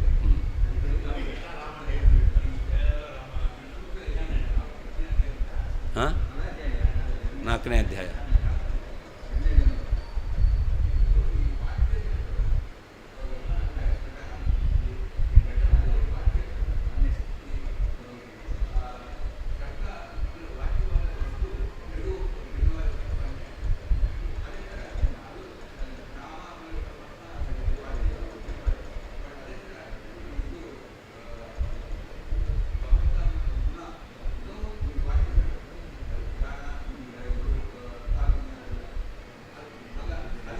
ಶಬ್ದಕ್ಕೂ ಶಬ್ದವನ್ನು ಹೇಳ್ತಕ್ಕಂತಹ ಶಬ್ದದಿಂದ ತಿಳಿಯುವಂತಹ ಗುಣ ಇದೆಯಲ್ಲ, ಅದಕ್ಕೂ ಭೇದವೇ. ಪರಮಾತ್ಮನಿಗೂ ಪರಮಾತ್ಮನ ಹೇಳುವಂಥ ಶಬ್ದಗಳಿಗೆ ಭೇದ ಹೇಗೋ, ಗುಣವನ್ನು ಹೇಳ್ತಕ್ಕಂಥ ಶಬ್ದಗಳಿಗೂ ಗುಣಗಳಿಗೂ ಭೇದವೇ. ಶಬ್ದ ಬೇರೆ. ಈಗ ಪರಮಾತ್ಮನಲ್ಲಿ ಕರುಣೆ ಇದೆ ಅಂತ ಹೇಳ್ತೀವಿ. ಕರುಣೆ ಎಂಬತಕ್ಕಂಥ ಶಬ್ದ ಪರಮಾತ್ಮ ಒಂದೇ ಅಲ್ಲ, ಅಥವಾ ಕರುಣೆ ಎಂಬತಕ್ಕಂಥ ಗುಣ ಕರುಣೆ ಶಬ್ದ ಒಂದೇ ಅಲ್ಲ. ಕರುಣ ಎಂಬತಕ್ಕಂಥ ಅರ್ಥವನ್ನು ಹೇಳ್ತಕ್ಕಂತಹ ಕಾರುಣ್ಯವನ್ನು ಹೇಳ್ತಕ್ಕಂಥದ್ದು ಕರುಣಾ ಶಬ್ದ. ಆ ಗುಣವನ್ನು ಹೇಳ್ತಕ್ಕಂಥ ಶಬ್ದ ಅದು. ಆ ಗುಣ ಮತ್ತು ಶಬ್ದ ಒಂದೇ ಅಲ್ಲ. ಶಬ್ದ ಬೇರೆ, ಗುಣ ಬೇರೆ. ಈಗ ಘಟ ಅಂತ ಹೇಳ್ತೇವೆ. ಘಟ ಅಂದ ಕೂಡಲೇ ಅದು ಘಟ ಅಲ್ಲ. ಘಟ ಎಂಬತಕ್ಕಂಥ ಪದ ಇದೆಯಲ್ಲ, ಈ ಪದದಿಂದ ನೀರು ತರಲಿಕ್ಕಾಗಲ್ಲ. ಅಂದರೆ ಘಟ ಎಂಬತಕ್ಕಂಥ ಶಬ್ದದ ಅರ್ಥ ಯಾವುದು? ಆ ಕಂಬುಗ್ರೀವಾದಿ ಮತ್ತಾದ ಪದಾರ್ಥ, ಅದು ಘಟ ಶಬ್ದದ ಅರ್ಥ. ಆ ಘಟ ಶಬ್ದದ ಅರ್ಥಕ್ಕೂ ಘಟ ಎಂಬತಕ್ಕಂಥ ಪದಕ್ಕೂ ಅಭೇದ ಇಲ್ಲ. ಘಟ ಎಂಬತಕ್ಕಂತಹ ಪದದಿಂದ ತಿಳಿದು ಬರತಕ್ಕಂಥ ವಸ್ತು ಬೇರೆ, ಪದ ಬೇರೆ. ಆ ಪದ ವಸ್ತುವನ್ನು ಹೇಳುತ್ತೆ. ಆ ವಸ್ತುವಿನಿಂದ ಉಳಿದಿದ್ದೆಲ್ಲ ಕೆಲಸ ಮಾಡ್ಬೋದು. ವಸ್ತುವಿಗೂ ಮತ್ತು ಪದಕ್ಕೂ ಅಭೇದ ಇದ್ದರೆ ಪದದಿಂದಲೇ ವಸ್ತುವಿನಿಂದ ಆಗುವ ಕೆಲಸ ಆಗಬೇಕು. ಅಂದರೆ ಘಟ ಅಂತ ಪದವನ್ನು ಹೇಳಿದೆ, ಘಟ ಅಂತ ಅರ್ಥ ವಸ್ತು ಇದೆ. ವಸ್ತುವಿಗೂ ಘಟ ಪದಕ್ಕೂ ಅಭೇದ ಇದ್ದಿದ್ದರೆ ಆವಾಗ ಘಟದಿಂದ ನೀರು ತರ್ತೀರ. ಘಟ ಅಂತ ಪದ ಹೇಳಿದರೆ ನೀರು ತರಲಿಕ್ಕೆ ಆಗಬೇಕಾಗಿತ್ತು. ಆಗುತ್ತಾ? ಇಲ್ಲ. ಅದರಿಂದ ಘಟ ಎಂಬತಕ್ಕಂತಹ ಪದ ವಸ್ತುವನ್ನು ಹೇಳುತ್ತೆ. ಆ ವಸ್ತು ಬೇರೆ, ಪದ ಎಂಬತಕ್ಕಂಥದ್ದು ಬೇರೆ. ಅಂದರೆ ಅದಕ್ಕೆ ವಾಚ್ಯವಾಚಕ ಭಾವ ಸಂಬಂಧ. ಹಾಗೆ ಪರಮಾತ್ಮನ ಹೇಳ್ತಕ್ಕಂಥ ಶಬ್ದಗಳು, ಪರಮಾತ್ಮನಿಗಿಂತ ಬೇರೆ. ಪರಮಾತ್ಮನಲ್ಲಿರುವ ಗುಣಧರ್ಮಗಳನ್ನ ಹೇಳ್ತಕ್ಕಂಥ ಶಬ್ದಗಳು ಮತ್ತು ಗುಣಧರ್ಮಗಳು ಬೇರೆ. ಆದರೆ ಪರಮಾತ್ಮನಿಗೂ ಪರಮಾತ್ಮನ ಗುಣಧರ್ಮಗಳಿಗೂ ಅಭೇದ. ಪರಮಾತ್ಮನ ಹೇಳುವ ಶಬ್ದ ಬೇರೆ, ಪರಮಾತ್ಮನ ಗುಣಗಳನ್ನು ಹೇಳುವಂಥ ಶಬ್ದ ಬೇರೆ. ಆದರೆ ಪರಮಾತ್ಮನಿಗೂ ಗುಣಗಳಿಗೂ ಅಭೇದ. ಗೋವಿಂದ ಅಂತ ಹೇಳ್ತೇವೆ. ಗೋವಿಂದ ಎಂಬತಕ್ಕಂಥ ಪದ ಬೇರೆ. ಭಗವಂತ ಆನಂದ ಅಂತೇಳಿ ಆನಂದ ಪದ ಬೇರೆ. ಆ ಗೋವಿಂದ ಎಂಬ ಶಬ್ದದಿಂದ ತಿಳಿದು ಬರುವ ಪರಮಾತ್ಮ, ಆನಂದ ಶಬ್ದದಿಂದ ತಿಳಿದು ಬರುವ ಪರಮಾತ್ಮ ಒಬ್ಬನೇ. ಆದರೆ ಗೋವಿಂದ ಆನಂದ ಎರಡೂ ಒಂದಲ್ಲ. ವಾಚಕವಾದ ಪದಗಳು ಬೇರೆ, ವಾಚ್ಯವಾಗಿರ್ತಕ್ಕಂಥದ್ದು ಒಂದೇ.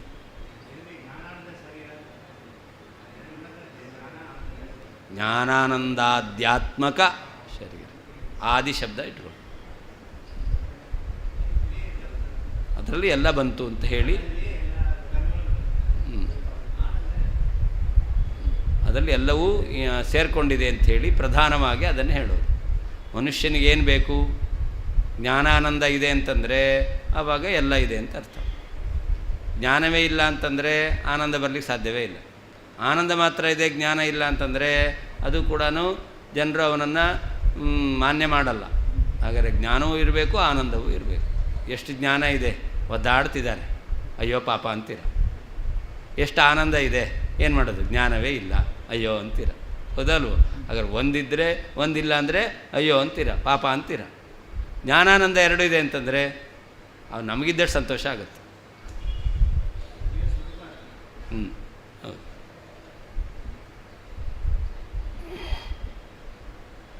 ಅತಃ ಆದ್ದರಿಂದ ಮಿಥ್ಯಾಭೂತಾರ್ಥ ದೃಕ್ತ್ವತಃ ಸುಳ್ಳಾದಂತಹ ಧರ್ಮಭೇದ ವಸ್ತು ವಿಷಯಕವಾದ ಜ್ಞಾನದ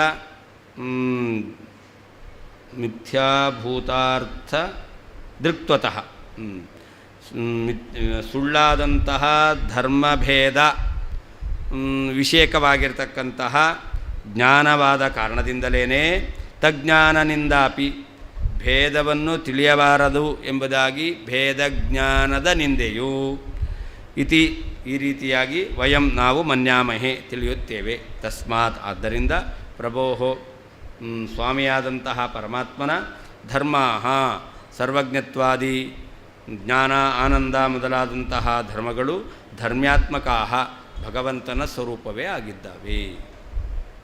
ಅತಃ ಆದ್ದರಿಂದ ಮಿಥ್ಯಾಭೂತಾರ್ಥ ದೃಕ್ತ್ವತಃ ಈ ಮಿಥ್ಯಾಭೂತವಾಗಿರ್ತಕ್ಕಂತಹ ಧರ್ಮಭೇದ ಸ್ವರೂಪವಾಗಿರ್ತಕ್ಕ ವಸ್ತು ವಿಷಯಕವಾಗಿರ್ತಕ್ಕಂಥ ಜ್ಞಾನವಾಗಿರುವುದರಿಂದಲೇ ತಜ್ಞಾನನಿಂದಾಪಿ ಆ ಭೇದವನ್ನು ತಿಳಿಯಬಾರದು ಎಂಬತಕ್ಕಂತಹ ಭೇದಜ್ಞಾನದ ನಿಂದೆಯೂ ಇತಿ ಹೀಗೆ ವಯಂ ನಾವು ಮನ್ಯಾಮವೇ ತಿಳಿದಿದ್ದೇವೆ. ತಸ್ಮಾತ್ ಆದ್ದರಿಂದ ಪ್ರಭೋ ಸರ್ವಸಮರ್ಥನಾದ ಪರಮಾತ್ಮನ ಧರ್ಮಾ ಜ್ಞಾನಾನಂದಾದಿ ಗುಣಗಳು ಧರ್ಮ್ಯಾತ್ಮಕ ಭಗವತ್ ಸ್ವರೂಪವೇ ಆಗಿದ್ದಾವೆ.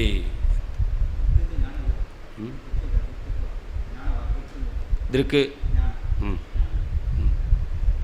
ಇದು ಮಿಥ್ಯಾಭೂತ ಅರ್ಥವಿಷೇಕವಾದ ಜ್ಞಾನ, ಭೇದಜ್ಞಾನ. ಈ ರಜತ ಜ್ಞಾನ ಇದೆ, ಇದಂ ರಜತ ಜ್ಞಾನ ಇದೆ, ರಜತ ಜ್ಞಾನ. ಈ ರಜತ ಜ್ಞಾನ ಏನು? ಮಿಥ್ಯಾಭೂತಾರ್ಥ ವಿಷಯಕ. ಆ ಜ್ಞಾನಕ್ಕೆ ವಿಷಯವಾದದ್ದು ರಜತ, ಅದೇನಾಗಿದೆ? ಮಿಥ್ಯಾ ಆಗಿದೆ. ಹಾಗೆಯೇ ಇಲ್ಲೂ ಕೂಡ ಧರ್ಮಭೇದ ಜ್ಞಾನ ನಿಂದನೆ ಮಾಡಿದ್ದಾರೆ. ಧರ್ಮಭೇದ ಎಂಬತಕ್ಕಂಥದ್ದು ಅದು ಮಿಥ್ಯಾ, ಅಂದರೆ ಮಿಥ್ಯಾಭೂತವಾದ ಅರ್ಥ ವಿಷಯಕ ಜ್ಞಾನ ಆಯಿತು. ಯಾವುದು?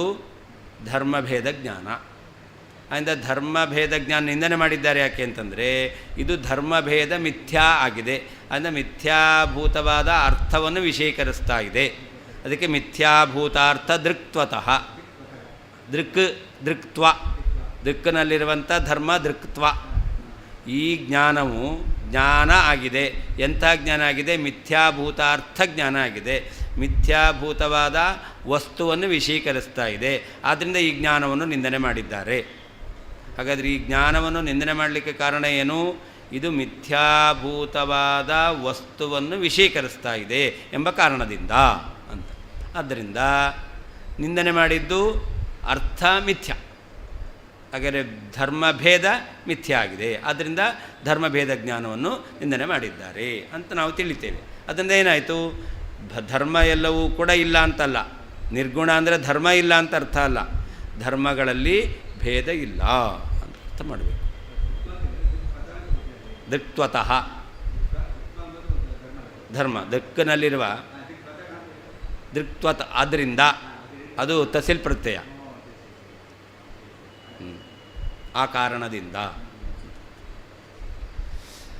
ಧರ್ಮಿಸತ್ವೇಪಿ ಯನ್ನಶ್ಯೇತ್ ತತ್ರ ಭೇದೋಪಿ ಮೃಗ್ಯತೆ ಭೇದಸ್ಯಾಸಾಧಾರಣಂ ಹಿ ಕಾರ್ಯಂ ನಾಶಾವಿನಾಶನಂ. ಎಲ್ಲಿ ಧರ್ಮಿ ಇದ್ದಾಗ ಧರ್ಮ ಎಂಬತಕ್ಕಂಥದ್ದು ನಾಶವಾಗುತ್ತೆ. ಧರ್ಮಿ ಇರಬೇಕು, ಧರ್ಮ ಎಂಬತಕ್ಕಂಥದ್ದು ನಾಶವಾಗುತ್ತೆ. ಅಂಥ ಸ್ಥಳದಲ್ಲಿ ನಾವು ಹೇಳ್ತೇವೆ ಧರ್ಮ ಮತ್ತು ಧರ್ಮಿ ಇವುಗಳಿಗೆ ಭೇದಾಭೇದವನ್ನು ಒಪ್ಪಬೇಕು. ಧರ್ಮಿ ಇದೆ, ಆದರೆ ಧರ್ಮ ನಾಶವಾಗುತ್ತೆ. ಅಂಥ ಸಂದರ್ಭದಲ್ಲಿ ಧರ್ಮಗಳಿಗೆ ಅಭೇದವನ್ನು ಮಾತ್ರ ಅಲ್ಲ, ಭೇದವನ್ನು ಒಪ್ಪಬೇಕು, ಭೇದಾಭೇದವನ್ನು ಒಪ್ಪಬೇಕು. ಅಲ್ಲ, ಧರ್ಮಿ ಇದೆ, ಧರ್ಮನಾಶ ಆಯಿತು, ಆದ್ದರಿಂದ ಭೇದವನ್ನು ನೋಡಬೇಕಾಗಿದೆ. ಧರ್ಮಿ ಇದ್ದಾಗ ಅಲ್ಲ, ಧರ್ಮ ಇದ್ದಾಗ ಧರ್ಮಿಗಳನ್ನು ಪ್ರತ್ಯೇಕವಾಗಿ ಹೇಳಲಿಕ್ಕೆ ಬರಲ್ಲ, ಅಭೇದವನ್ನು ಹೇಳಬೇಕಾಗುತ್ತೆ. ಆದ್ದರಿಂದ ಘಟತ್ವನೂ ಆಗ್ಬೋದು, ಆದರೆ ಅಲ್ಲಿ ಘಟತ್ವ ನಾಶ ಆಗಲ್ಲ. ಅದೇ ಘಟತ್ವಕ್ಕೂ ಘಟಕ್ಕೂ ಭೇದ ಅಲ್ಲ, ಅಭೇದವೇ. ಘಟಕ್ಕೂ ರೂಪಕ್ಕೂ ಅದು ಭೇದ. ಘಟ ಇದೆ, ಘಟದ ಬಣ್ಣ ಕೆಂಪಾಗಿತ್ತು, ಆಮೇಲೆ ಕಪ್ಪಾಯಿತು. ಹಾಗಾದರೆ ಅದೇನಾಯಿತು? ಧರ್ಮ ಇಲ್ಲ, ಧರ್ಮಿ ಇದೆ. ಅದರಿಂದ ಅವುಗಳಿಗೆ ಭೇದ ಎಂಬತಕ್ಕಂಥದ್ದನ್ನು ಒಪ್ಪಬೇಕು. ಯಾಕೆಂತಂದರೆ ಭೇದ ಅದರ ಕಾರ್ಯ ಏನು? ಭೇದ ಎಂಬತಕ್ಕಂಥದ್ದಿದ್ದರೆ ಅದರಿಂದ ಆಗತಕ್ಕಂಥ ಕೆಲಸ ಏನು ಅಂತಂದರೆ ಒಂದು ಇದ್ದರೂ ಕೂಡ ಇನ್ನೊಂದು ನಾಶ ಆಗಬಾರ್ದು. ಇದೇ ಭೇದದ ಕೆಲಸ. ಭೇದದ ಕೆಲಸ ಏನು? ಒಂದು ನಾಶ ಆದರೂ ಕೂಡ ಇನ್ನೊಂದು ನಾಶ ಆಗಬಾರ್ದು ಅನ್ನೋದು ಮಾಡ್ತಕ್ಕಂಥದ್ದೇ ಭೇದದ ಕೆಲಸ. ಈಗ ದೇಹ ಮತ್ತು ಆತ್ಮ ಇದಕ್ಕೆ ಭೇದ ಇದೆ. ದೇಹ ನಾಶ ಆದರೂ ಆತ್ಮನಾಶ ಆಗಲ್ಲ. ದೇಹ ಮತ್ತು ಆತ್ಮನಿಗೆ ಯಾಕೆ ಭೇದವನ್ನು ಒಪ್ಪಬೇಕು? ದೇಹ ನಾಶ ಆಗುತ್ತೆ, ಕಂಡಿದ್ದೇವೆ. ಬೆಂಕಿಯಲ್ಲಿ ಹಾಕಿದ್ರು, ಭಸ್ಮ ಆಗಿ ಹೋಯಿತು, ದೇಹನಾಶ ಆಯಿತು. ಆದರೆ ಆತ್ಮ ನಾಶ ಆಗಲ್ಲ. ಆದ್ದರಿಂದ ಭೇದ ಒಪ್ಪೋದಕ್ಕೆ ಮುಖ್ಯ ಉದ್ದೇಶ ಏನು? ಅದರ ಕೆಲಸ ಏನು ಅಂತಂದರೆ ಧರ್ಮ ನಾಶ ಆಗುತ್ತೆ, ಧರ್ಮಿ ಎಂಬತಕ್ಕಂಥದ್ದು ಇರುತ್ತೆ ಎಂಬುದಾಗಿ.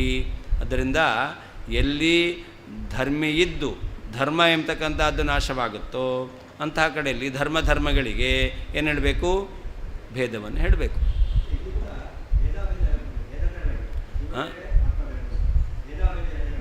ಬೇಡ ಅಂತೂ ಭೇದ ಅಂತ ಹೇಳಿದಕ್ಕೆ ನಾನು ಹೇಳೋದು, ಭೇದದ ಕಾರ್ಯ ಏನು ಅಂತಂದರೆ, ಭೇದದ ಕಾರ್ಯ ಏನು ಅಂತಂದರೆ ಒಂದಿದ್ದು ಒಂದು ನಾಶ ಆಗಬೇಕು ಅಂತ. ಹಾಗೆ ಧರ್ಮಿಗಳಲ್ಲಿ ಧರ್ಮ ಎಂಬತಕ್ಕಂಥದ್ದು ನಾಶ ಆಗುತ್ತೆ, ಧರ್ಮಿ ಎಂಬತಕ್ಕಂಥದ್ದು ಇದೆ ಎಂದರೆ ಧರ್ಮಗಳಿಗೇನು ಹೇಳಬೇಕು? ಭೇದವನ್ನು ಹೇಳಬೇಕು.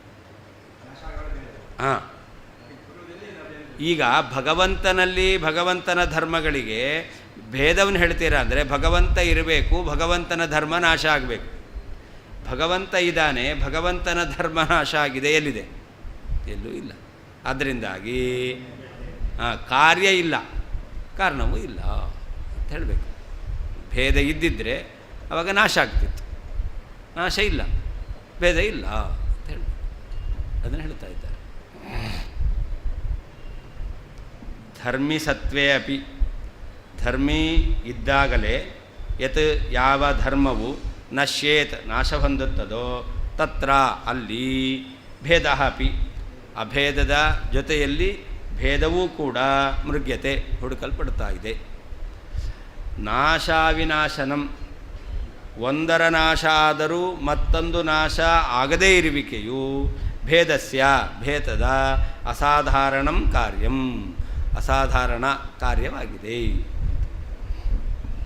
ಧರ್ಮಿ ಸತ್ವೇ ಅಪಿ, ಧರ್ಮಿ ಇದ್ದರೂ ಕೂಡ ಯತ್ ಯಾವ ಧರ್ಮವು ನಶ್ಯೇತ್ ನಾಶವಾಗುತ್ತದೆಯೋ ತತ್ರ ಅಲ್ಲಿ ಭೇದ ಅಪಿ, ಭೇದವೂ ಕೂಡ ಇದೆ ಎಂಬುದಾಗಿ ಮೃಗ್ಯತೆ ಹುಡುಗಲ್ಪಡುತ್ತದೆ.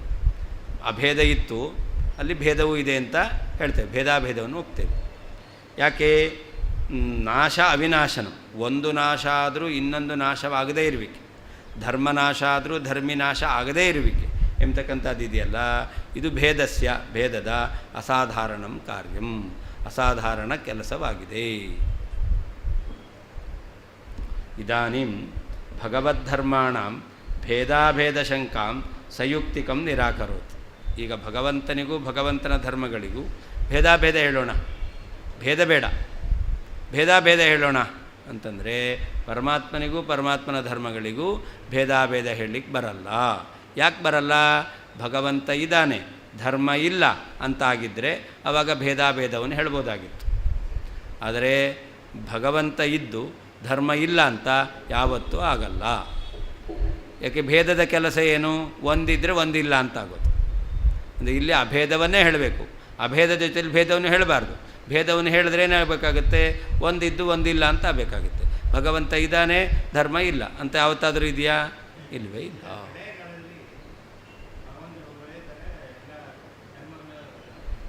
ಇಲ್ಲ ಅಂತ ಯಾರು ಹೇಳ್ತಾರೆ?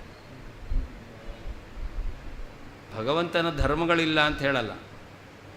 ಜೀವರೆಲ್ಲ ಶರೀರ ಸಹಿತರಾಗಿ ಇರೋದಿಲ್ಲ ಅಂತ ಹೇಳ್ತಾರೆ. ಜೀವರು ಇದ್ದಾರೆ, ಪ್ರಳಯ ಕಾಲದಲ್ಲಿ ಜೀವರಿಲ್ಲ ಅಂದರೆ ಏನರ್ಥ? ಜೀವರಿಗೆ ಪ್ರಾಕೃತಿಕವಾದ ಸ್ಥೂಲವಾದ ಶರೀರ ಇಲ್ಲ ಅಂತ ಅರ್ಥ. ಲಿಂಗದೇ ಇದ್ದೇ ಇರುತ್ತೆ, ಅಭಿವ್ಯಕ್ತ ಆಗಿರಲ್ಲ.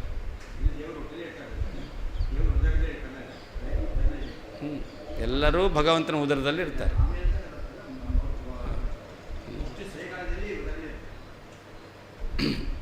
ಆದ್ದರಿಂದ ಭಗವಂತನಿಗೆ ಪ್ರಳಯ ಕಾಲದಲ್ಲಿ ಗುಣ ಇದೆ, ಭಗವಂತನಿಗೆ ಗುಣ ಇಲ್ಲ ಅಂತಲ್ಲ. ಲಕ್ಷ್ಮೀದೇವಿ ಭಗವಂತನ ಗುಣಗಾನ ಮಾಡ್ತಾ ಇರ್ತಾಳೆ. ಗುಣ ಇಲ್ಲ ಅಂತಂದರೆ ಲಕ್ಷ್ಮೀದೇವಿ ಹೇಳಿದ್ದೆಲ್ಲ ಸುಳ್ಳು ಅಂತ ಆಗುತ್ತೆ. ನಿಮ್ಮನೆಯವ್ರು ನಿಮ್ಮನ್ನು ಹೊಗಳ್ದಂಗೆ ಆಗ್ಬಿಡುತ್ತೆ. ಆಮೇಲೆ ಲಕ್ಷ್ಮೀದೇವಿ ಭಗವಂತನ ಸತ್ಯವಾದ ಗುಣಗಳನ್ನೇ ಪ್ರಳಯ ಕಾಲದಲ್ಲೂ ಗಾನ ಮಾಡಬಹುದು. ಇಲ್ಲದೇ ಇರತಕ್ಕಂಥದ್ದು ಸುಮ್ಮನೆ ಏನೋ ಕೆಲಸ ಬೇಕು ಅಂಥೇಳಿ ಲಕ್ಷ್ಮೀದೇವಿ ಭಗವಂತನನ್ನು ಉಬ್ಬಿಸೋದಲ್ಲ, ಗಾಳಿ ಹಾಕೋದಲ್ಲ. ಲಕ್ಷ್ಮೀದೇವಿ ಇದ್ದದ್ದನ್ನೇ ಹೇಳೋದು. ಹಾಗೆ ಪ್ರಳಯ ಕಾಲ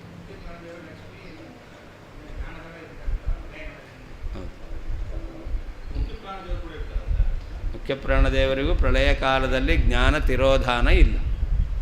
ಪ್ರಳಯೇಪಿ ಪ್ರತಿಭಾತ ವರಾವರಹ.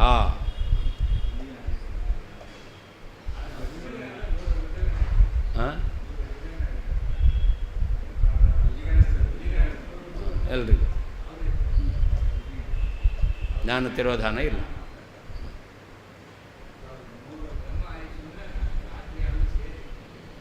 ಹಾಂ,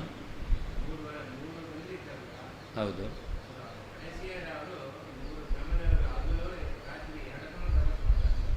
ಹ್ಞೂ, 100 ಕಲ್ಪ ಸಾಧನೆ ಅವರಿಗೆ. ಇವಾಗ 100ನೇ ಅವರು ಮೇಲಿದ್ದಾರಲ್ಲ, ಅವರಿಗೆ ಇವಾಗ ಬ್ರಹ್ಮ ಪದವಿ ಬಂದಿದೆ, ಅವರು ಮುಂದೆ ಮೋಕ್ಷ ಪಡೀತಾರೆ. ಈಗ ಒಬ್ಬನೇ ಒಂದು ಅಂತ ಹೇಳ್ತೇವಲ್ಲ, ಅವರು ಇನ್ನು 99 ಕಲ್ಪ ಸಾಧನೆ ಮಾಡಿ ಆಮೇಲೆ ಬ್ರಹ್ಮ ಪದವಿಗೆ ಬರ್ತಾರೆ. ಹಾಂ, 99 ಕಲ್ಪ ಆಮೇಲೆ ಬ್ರಹ್ಮ ಪದವಿ, ಅದ ಕಲ್ಪ 100 ಕಲ್ಪ ಅವರು ಸಾಧನೆ ಆಗುತ್ತೆ. ಹೌದು. ಹಾಂ, ನೀವು ಬ್ರಹ್ಮರಾಗಲ್ಲ. ಹಾಂ, ನಿಮ್ಮನ್ನು ವೆಯ್ಟಿಂಗ್ ಲಿಸ್ಟಲ್ಲಿ ಇದರಲ್ಲಿ ರಿಸರ್ವೇಷನ್ ಕಂಪಾರ್ಟ್ಮೆಂಟಲ್ಲಿ ಕೂಡಿಸಿರ್ತಾರೆ. RSC ಅಂತ ಹೇಳೋದು, ಟ್ರೈನ್ ಬರೋದು ಲೇಟ್ ಆಯಿತು ಅಂತಂದರೆ ವೆಯ್ಟಿಂಗ್ ರೂಮ್ ಇರುತ್ತಲ್ಲ, ಹಾಂ, ಹಾಗೆ ನೀವು ಬಂದುಬಿಟ್ಟಿದ್ದೀರಾ, ನಿಮ್ಮ ಸಾಧನೆ ಆಗೋಗಿದೆ. ಅದರಿಂದ ಅವ್ರ ಸಾಧನೆ ಆಗೋ ತನಕ ನಿಮಗೆ ಒಳ್ಳೆ ಫೆಸಿಲಿಟಿ ಕೊಟ್ಟು, ಹಾಂ, ಅದನ್ನೇ ಜೀವನ್ಮುಕ್ತರು ಅಂತ ಕರೆಯೋದು. ಲಿಂಗದೇಹ ಇರುತ್ತೆ, ಆದರೆ ಬಂಧನ ಎಲ್ಲ ಇರಲ್ಲ. AC ರೂಮಲ್ಲಿ ಇರ್ತೀರ. ಹಾಂ,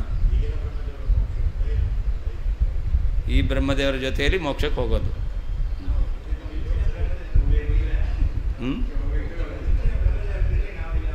ಇಲ್ಲ, ಮುಕ್ತರಾಗಿರ್ತೀರ.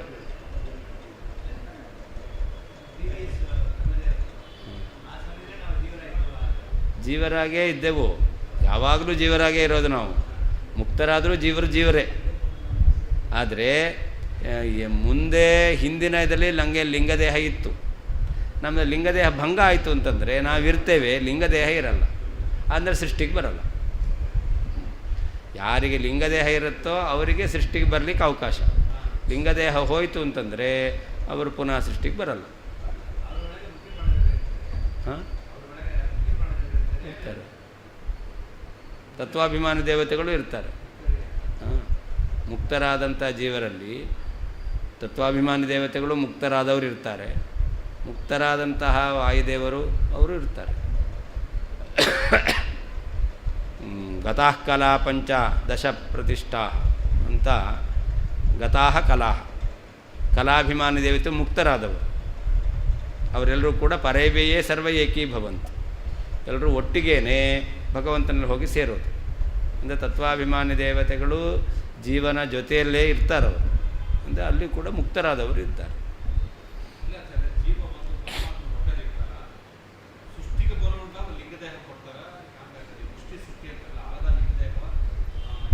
ಲಿಂಗದೇಹ ಅನಾದಿ, ಯಾವಾಗಲೂ ಜೀವನಿಗೆ ಅಕ್ಕಿ ಮೇಲೆ ಯಾವ ರೀತಿಯಲ್ಲಿ ಇದಿರುತ್ತೋ ಏನು ಹೊಟ್ಟು ಅಂತ ಹೇಳ್ತಾರೆ, ಹಾಗೆ ಜೀವನಿಗೆ ಲಿಂಗದೇಹ ಅಂತಕ್ಕಂಥದ್ದು ಇರುತ್ತೆ. ಅದು ಅನಾದಿ ಕಾಲದಿಂದ ಇರೋದು. ಆ ಅಕ್ಕಿಗೆ ಅದು ಯಾವಾಗ ಬಂತು, ಯಾವತ್ತು ಆ ಅಕ್ಕಿ ಆಯಿತು ಆವಾಗಿಂದ ಇದೆ. ಅದಕ್ಕೆ ಇವತ್ತು ಬಂತು ನಾಳೆ ಹೋಯಿತು ಹೋಗುತ್ತಷ್ಟೇ. ಅದು ಅನಾದಿ ಅನಿತ್ಯ. ಲಿಂಗದೇಹ ಅನಾದಿ, ಅದು ಅನಿತ್ಯ.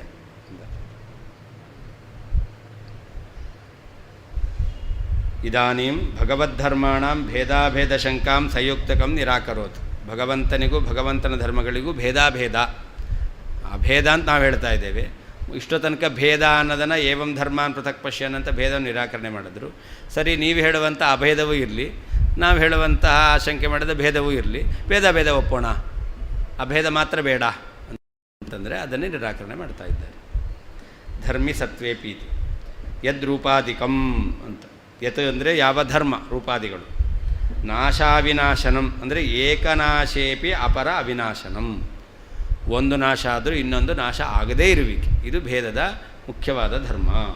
ಇತ್ಯತ ದೃಷ್ಟಾಂತಮಾಹ ಯನ್ನಶ್ಯೇತ್ ಯತ್ ಯಸ್ಮಾತ್ ಹಿ ಯಸ್ಮಾನ್ ನಾಶಾವಿನಾಶನಂ ಭೇದ ಅಸಾಧಾರಣ ಕಾರ್ಯಂ ತಸ್ಮಾದಿತಿ ಪೂರ್ವೇಣ ಅನ್ವಯ ಅಂತ. ಭೇದ ಇದೆ ಅಂತಾದರೆ ಧರ್ಮ ನಾಶ ಆಗುತ್ತೆ, ಧರ್ಮಿ ಇರುತ್ತೆ. ಧರ್ಮಿ ನಾಶ ಆಗಿದೆ, ಧರ್ಮ ಇರುತ್ತೆ ಅಂತಿಲ್ಲ. ಧರ್ಮ ಇರಬೇಕು ಅಂದರೆ ಧರ್ಮಿ ಇರಲೇಬೇಕು. ಅಂದರೆ ಧರ್ಮಿ ಇರುತ್ತೆ, ಧರ್ಮ ನಾಶ ಆಗುತ್ತೆ. ಆದರೆ ಈ ಧರ್ಮಿ ನಾಶ ಧರ್ಮಿ ಇದ್ದು ಧರ್ಮನಾಶ ಆಗುತ್ತೆ ಅಂತಕ್ಕಂಥದ್ದು ಇದೆಯಲ್ಲ, ಇದಾಗಬೇಕು ಅಂತಾದರೆ ಇದು ಭೇದದ ಅಸಾಧಾರಣ ಕೆಲಸ ಕಾರ್ಯ. ಧರ್ಮಿನಾಶ ಆದಾಗ ಧರ್ಮನಾಶ ಆಗುತ್ತೆ ಅಂತಂದರೆ ಧರ್ಮಿಗಳಿಗೆ ಅಭೇದ.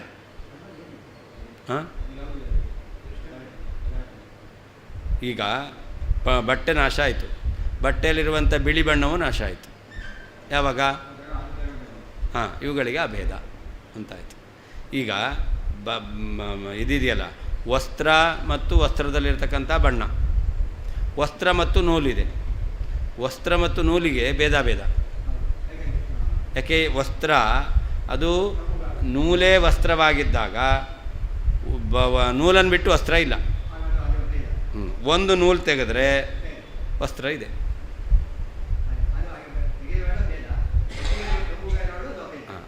ಅಂದರೆ ಭೇದ ಇದೆ.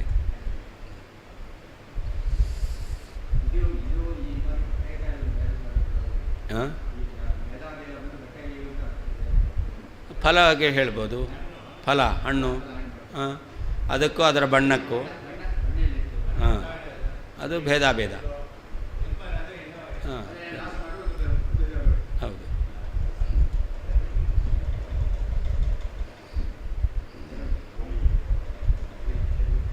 ಆಕಾರ, ಬಂಗಾರದಲ್ಲಿ ಆಕಾರಗಳನ್ನು ಮಾಡ್ತೀರ, ಅದು ಭೇದ. ಯಾಕೆ? ಬಂಗಾರವೇ. ಅದನ್ನು ಬಳೆ ಮಾಡಿದ್ರಿ, ಆಮೇಲೆ ಅದನ್ನು ಸರ ಮಾಡಿದ್ರಿ, ಬಣ್ಣ ಬೇರೆ ಆಯಿತು. ಬಂಗಾರ ಇದೆ, ಧರ್ಮ ಇದೆ, ಧರ್ಮ ಇಲ್ಲ. ಅಂದರೆ ಆಕಾರ ಇಲ್ಲ ಅಲ್ಲಿ, ಅಂದರೆ ಅದಕ್ಕೂ ಭೇದ. ಬಂಗಾರ ಅದು ಸರವಾಗಿದ್ದಾಗ ಸರವೇ ಬಂಗಾರ, ಅಭೇದ. ಆದರೆ ಆ ಬಂಗಾರವನ್ನು ಗಟ್ಟಿ ಮಾಡಿದ್ರಿ, ಸರ ಇಲ್ಲ, ಬಂಗಾರ ಇದೆ, ಆವಾಗ ಅಲ್ಲಿ ಭೇದ. ಅದರಲ್ಲೇ ಭೇದ. ಅದಕ್ಕೆ ಅಭೇದ. ಈಗ ಮಾವಿನ ಹಣ್ಣಲ್ಲೂ ಹಾಗೇನೆ, ಹಸಿರಾಗಿದ್ದಾಗ ಹಸಿರಿಗೂ ಮಾವಿಗೂ ಅಭೇದ. ಹಸಿರು ಆಯಿತು ಅಂತಂದರೆ ಆಮೇಲೆ ಕೆಂಪು ಬಂತು ಅಂತಂದರೆ ಕೆಂಪಿಗೂ ಮಾವಿಗೂ ಅಭೇದವೇ. ಅದ್ರ ಹೋಗುತ್ತೆ ಅಂಥೇಳಿ ಅದನ್ನು ಭೇದವನ್ನು ಒಪ್ತೇವೆ. ಭೇದವನ್ನು ಒಪ್ಪೋದು. ಅದಿದ್ದಾಗ ಅಭೇದವೇ. ಹೋಯಿತು, ಅದರಿಂದ ಭೇದ ಒಪ್ಪಬೇಕು. ಧರ್ಮಿ ಇದೆ, ಧರ್ಮಿ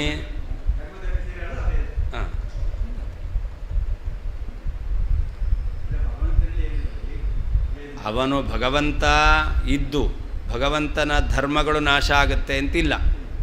ಆದ್ದರಿಂದಾಗಿ ಭಗವಂತನಿಗೂ ಭಗವಂತನ ಧರ್ಮಗಳಿಗೂ ಭೇದ ಹೇಳಲಿಕ್ಕೆ ಬರಲ್ಲ. ಅನಶ್ಯದ್ರಿಪು ಹಸ್ತೋ ಯತ್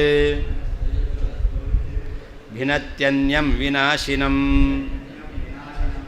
ಕೇಳ್ತಾರೆ, ಅನಶ್ಯದ್ರಿಪು ಹಸ್ತ, ನಾಶ ಹೊಂದದೇ ಇರತಕ್ಕಂತಹ ಶತ್ರುವಿನ ಕೈ, ಇನ್ನೊಬ್ಬರನ್ನ ಅದು ಸಂಹಾರ ಮಾಡ್ಬೋದು ಅಲ್ವಾ? ನಾಶ ಹೊಂದದೇ ಇರತಕ್ಕಂತಹ ಶತ್ರುವಿನ ಕೈ, ಅದೇ ವಿನಾಶಿನಂ, ನಾಶವಾಗತಕ್ಕಂತಹ ಅನ್ಯಂ, ತನಗಿಂತ ಬೇರೆಯಾಗಿರ್ತಕ್ಕಂತಹ ಶತ್ರುವನ್ನು ನಾಶ ಮಾಡುತ್ತೆ.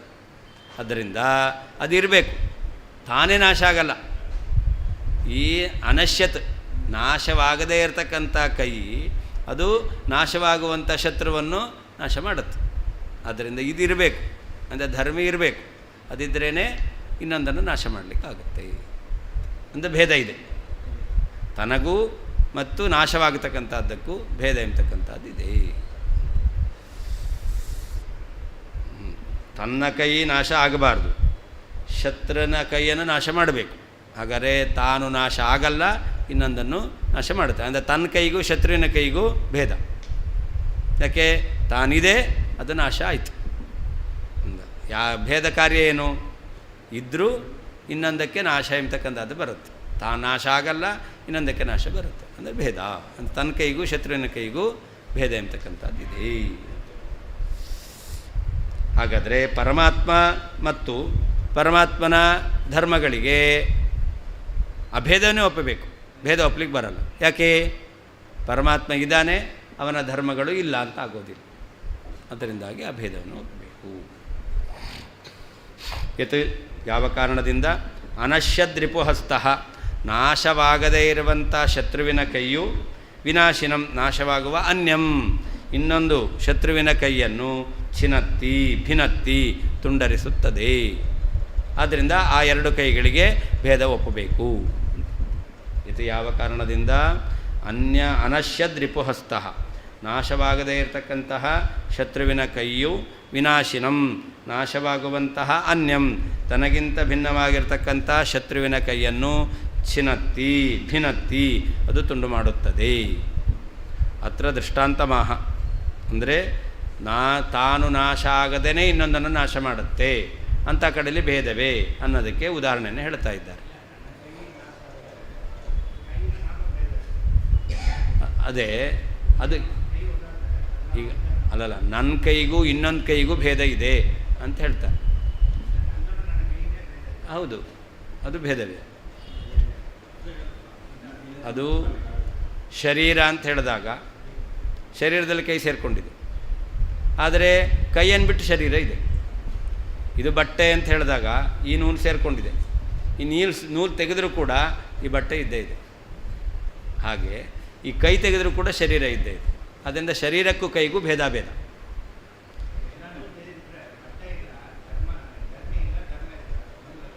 ಹೌದು, ಇರುತ್ತೆ. ಅವಯವ ಅವಯವಿ, ಅವಯವ ಅವಯವಿ, ಅವಯವ ಇರುತ್ತೆ, ಅವಯವಿ ಎಂಬತಕ್ಕಂಥದ್ದು ಇಲ್ಲ ಅಂತ ಆಗುತ್ತೆ. ಅದೇ ಅಲ್ಲಿ ಧರ್ಮ ಅಲ್ಲ, ಅವಯವ ಅವಯವಿ.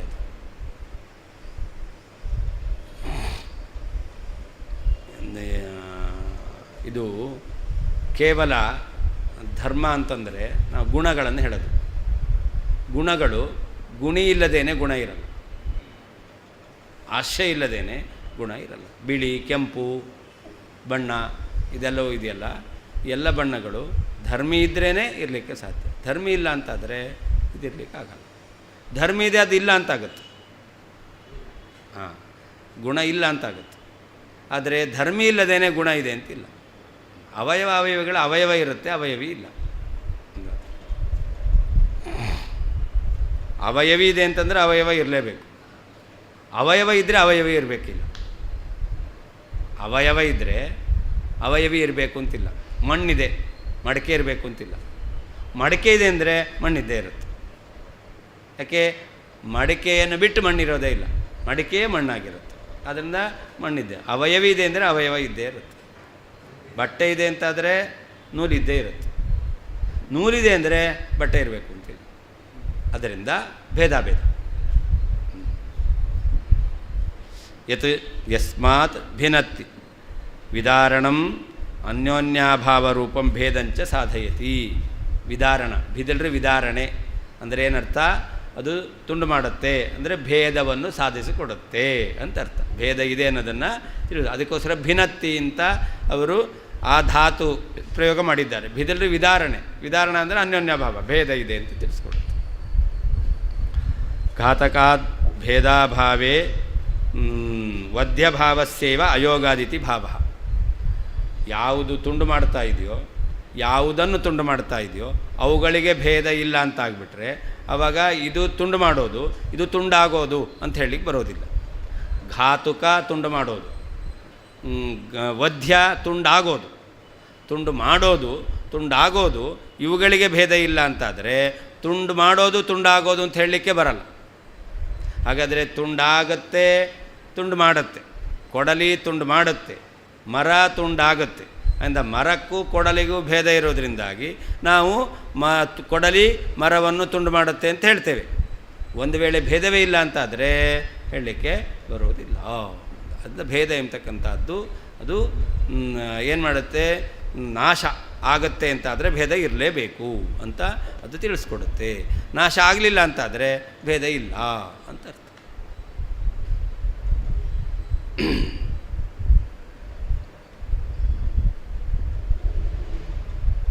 ಹತ್ತು ನಿಮಿಷ ಬಿಟ್ಟು ಮುಂದೆ ಬೇರೆ ವಿಷಯ ಶುರುವಾಗ.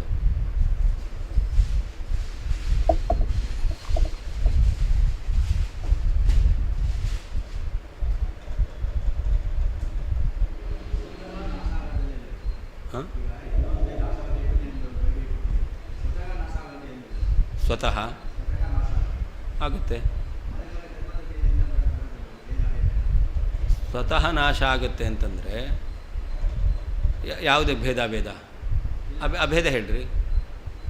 ಧರ್ಮಿಯೂ ನಾಶ ಆಯಿತು, ಧರ್ಮವೂ ನಾಶ ಆಯಿತು. ಹೌದು, ಹಾಂ ಹೌದು. ಒಂದಿದ್ದು ಒಂದಿದೆ ಅಂತಾದರೆ, ಒಂದಿದ್ದು ಒಂದಿಲ್ಲ ಅಂತಾದರೆ ಆವಾಗ ಭೇದ ಅಂತ ಹೇಳಿ. ಹಾಂ, ಪರಮಾತ್ಮ ನಾಶ ಆಗಿ ಪರಮಾತ್ಮನ ಧರ್ಮವೂ ನಾಶ ಆಯಿತು ಅಂತಂದರೆ ಆವಾಗ ಅಭೇದವೇ. ಹಾಂ, ಆವಾಗ ಅಭೇದನೂ ಒಪ್ಪಬೇಕು.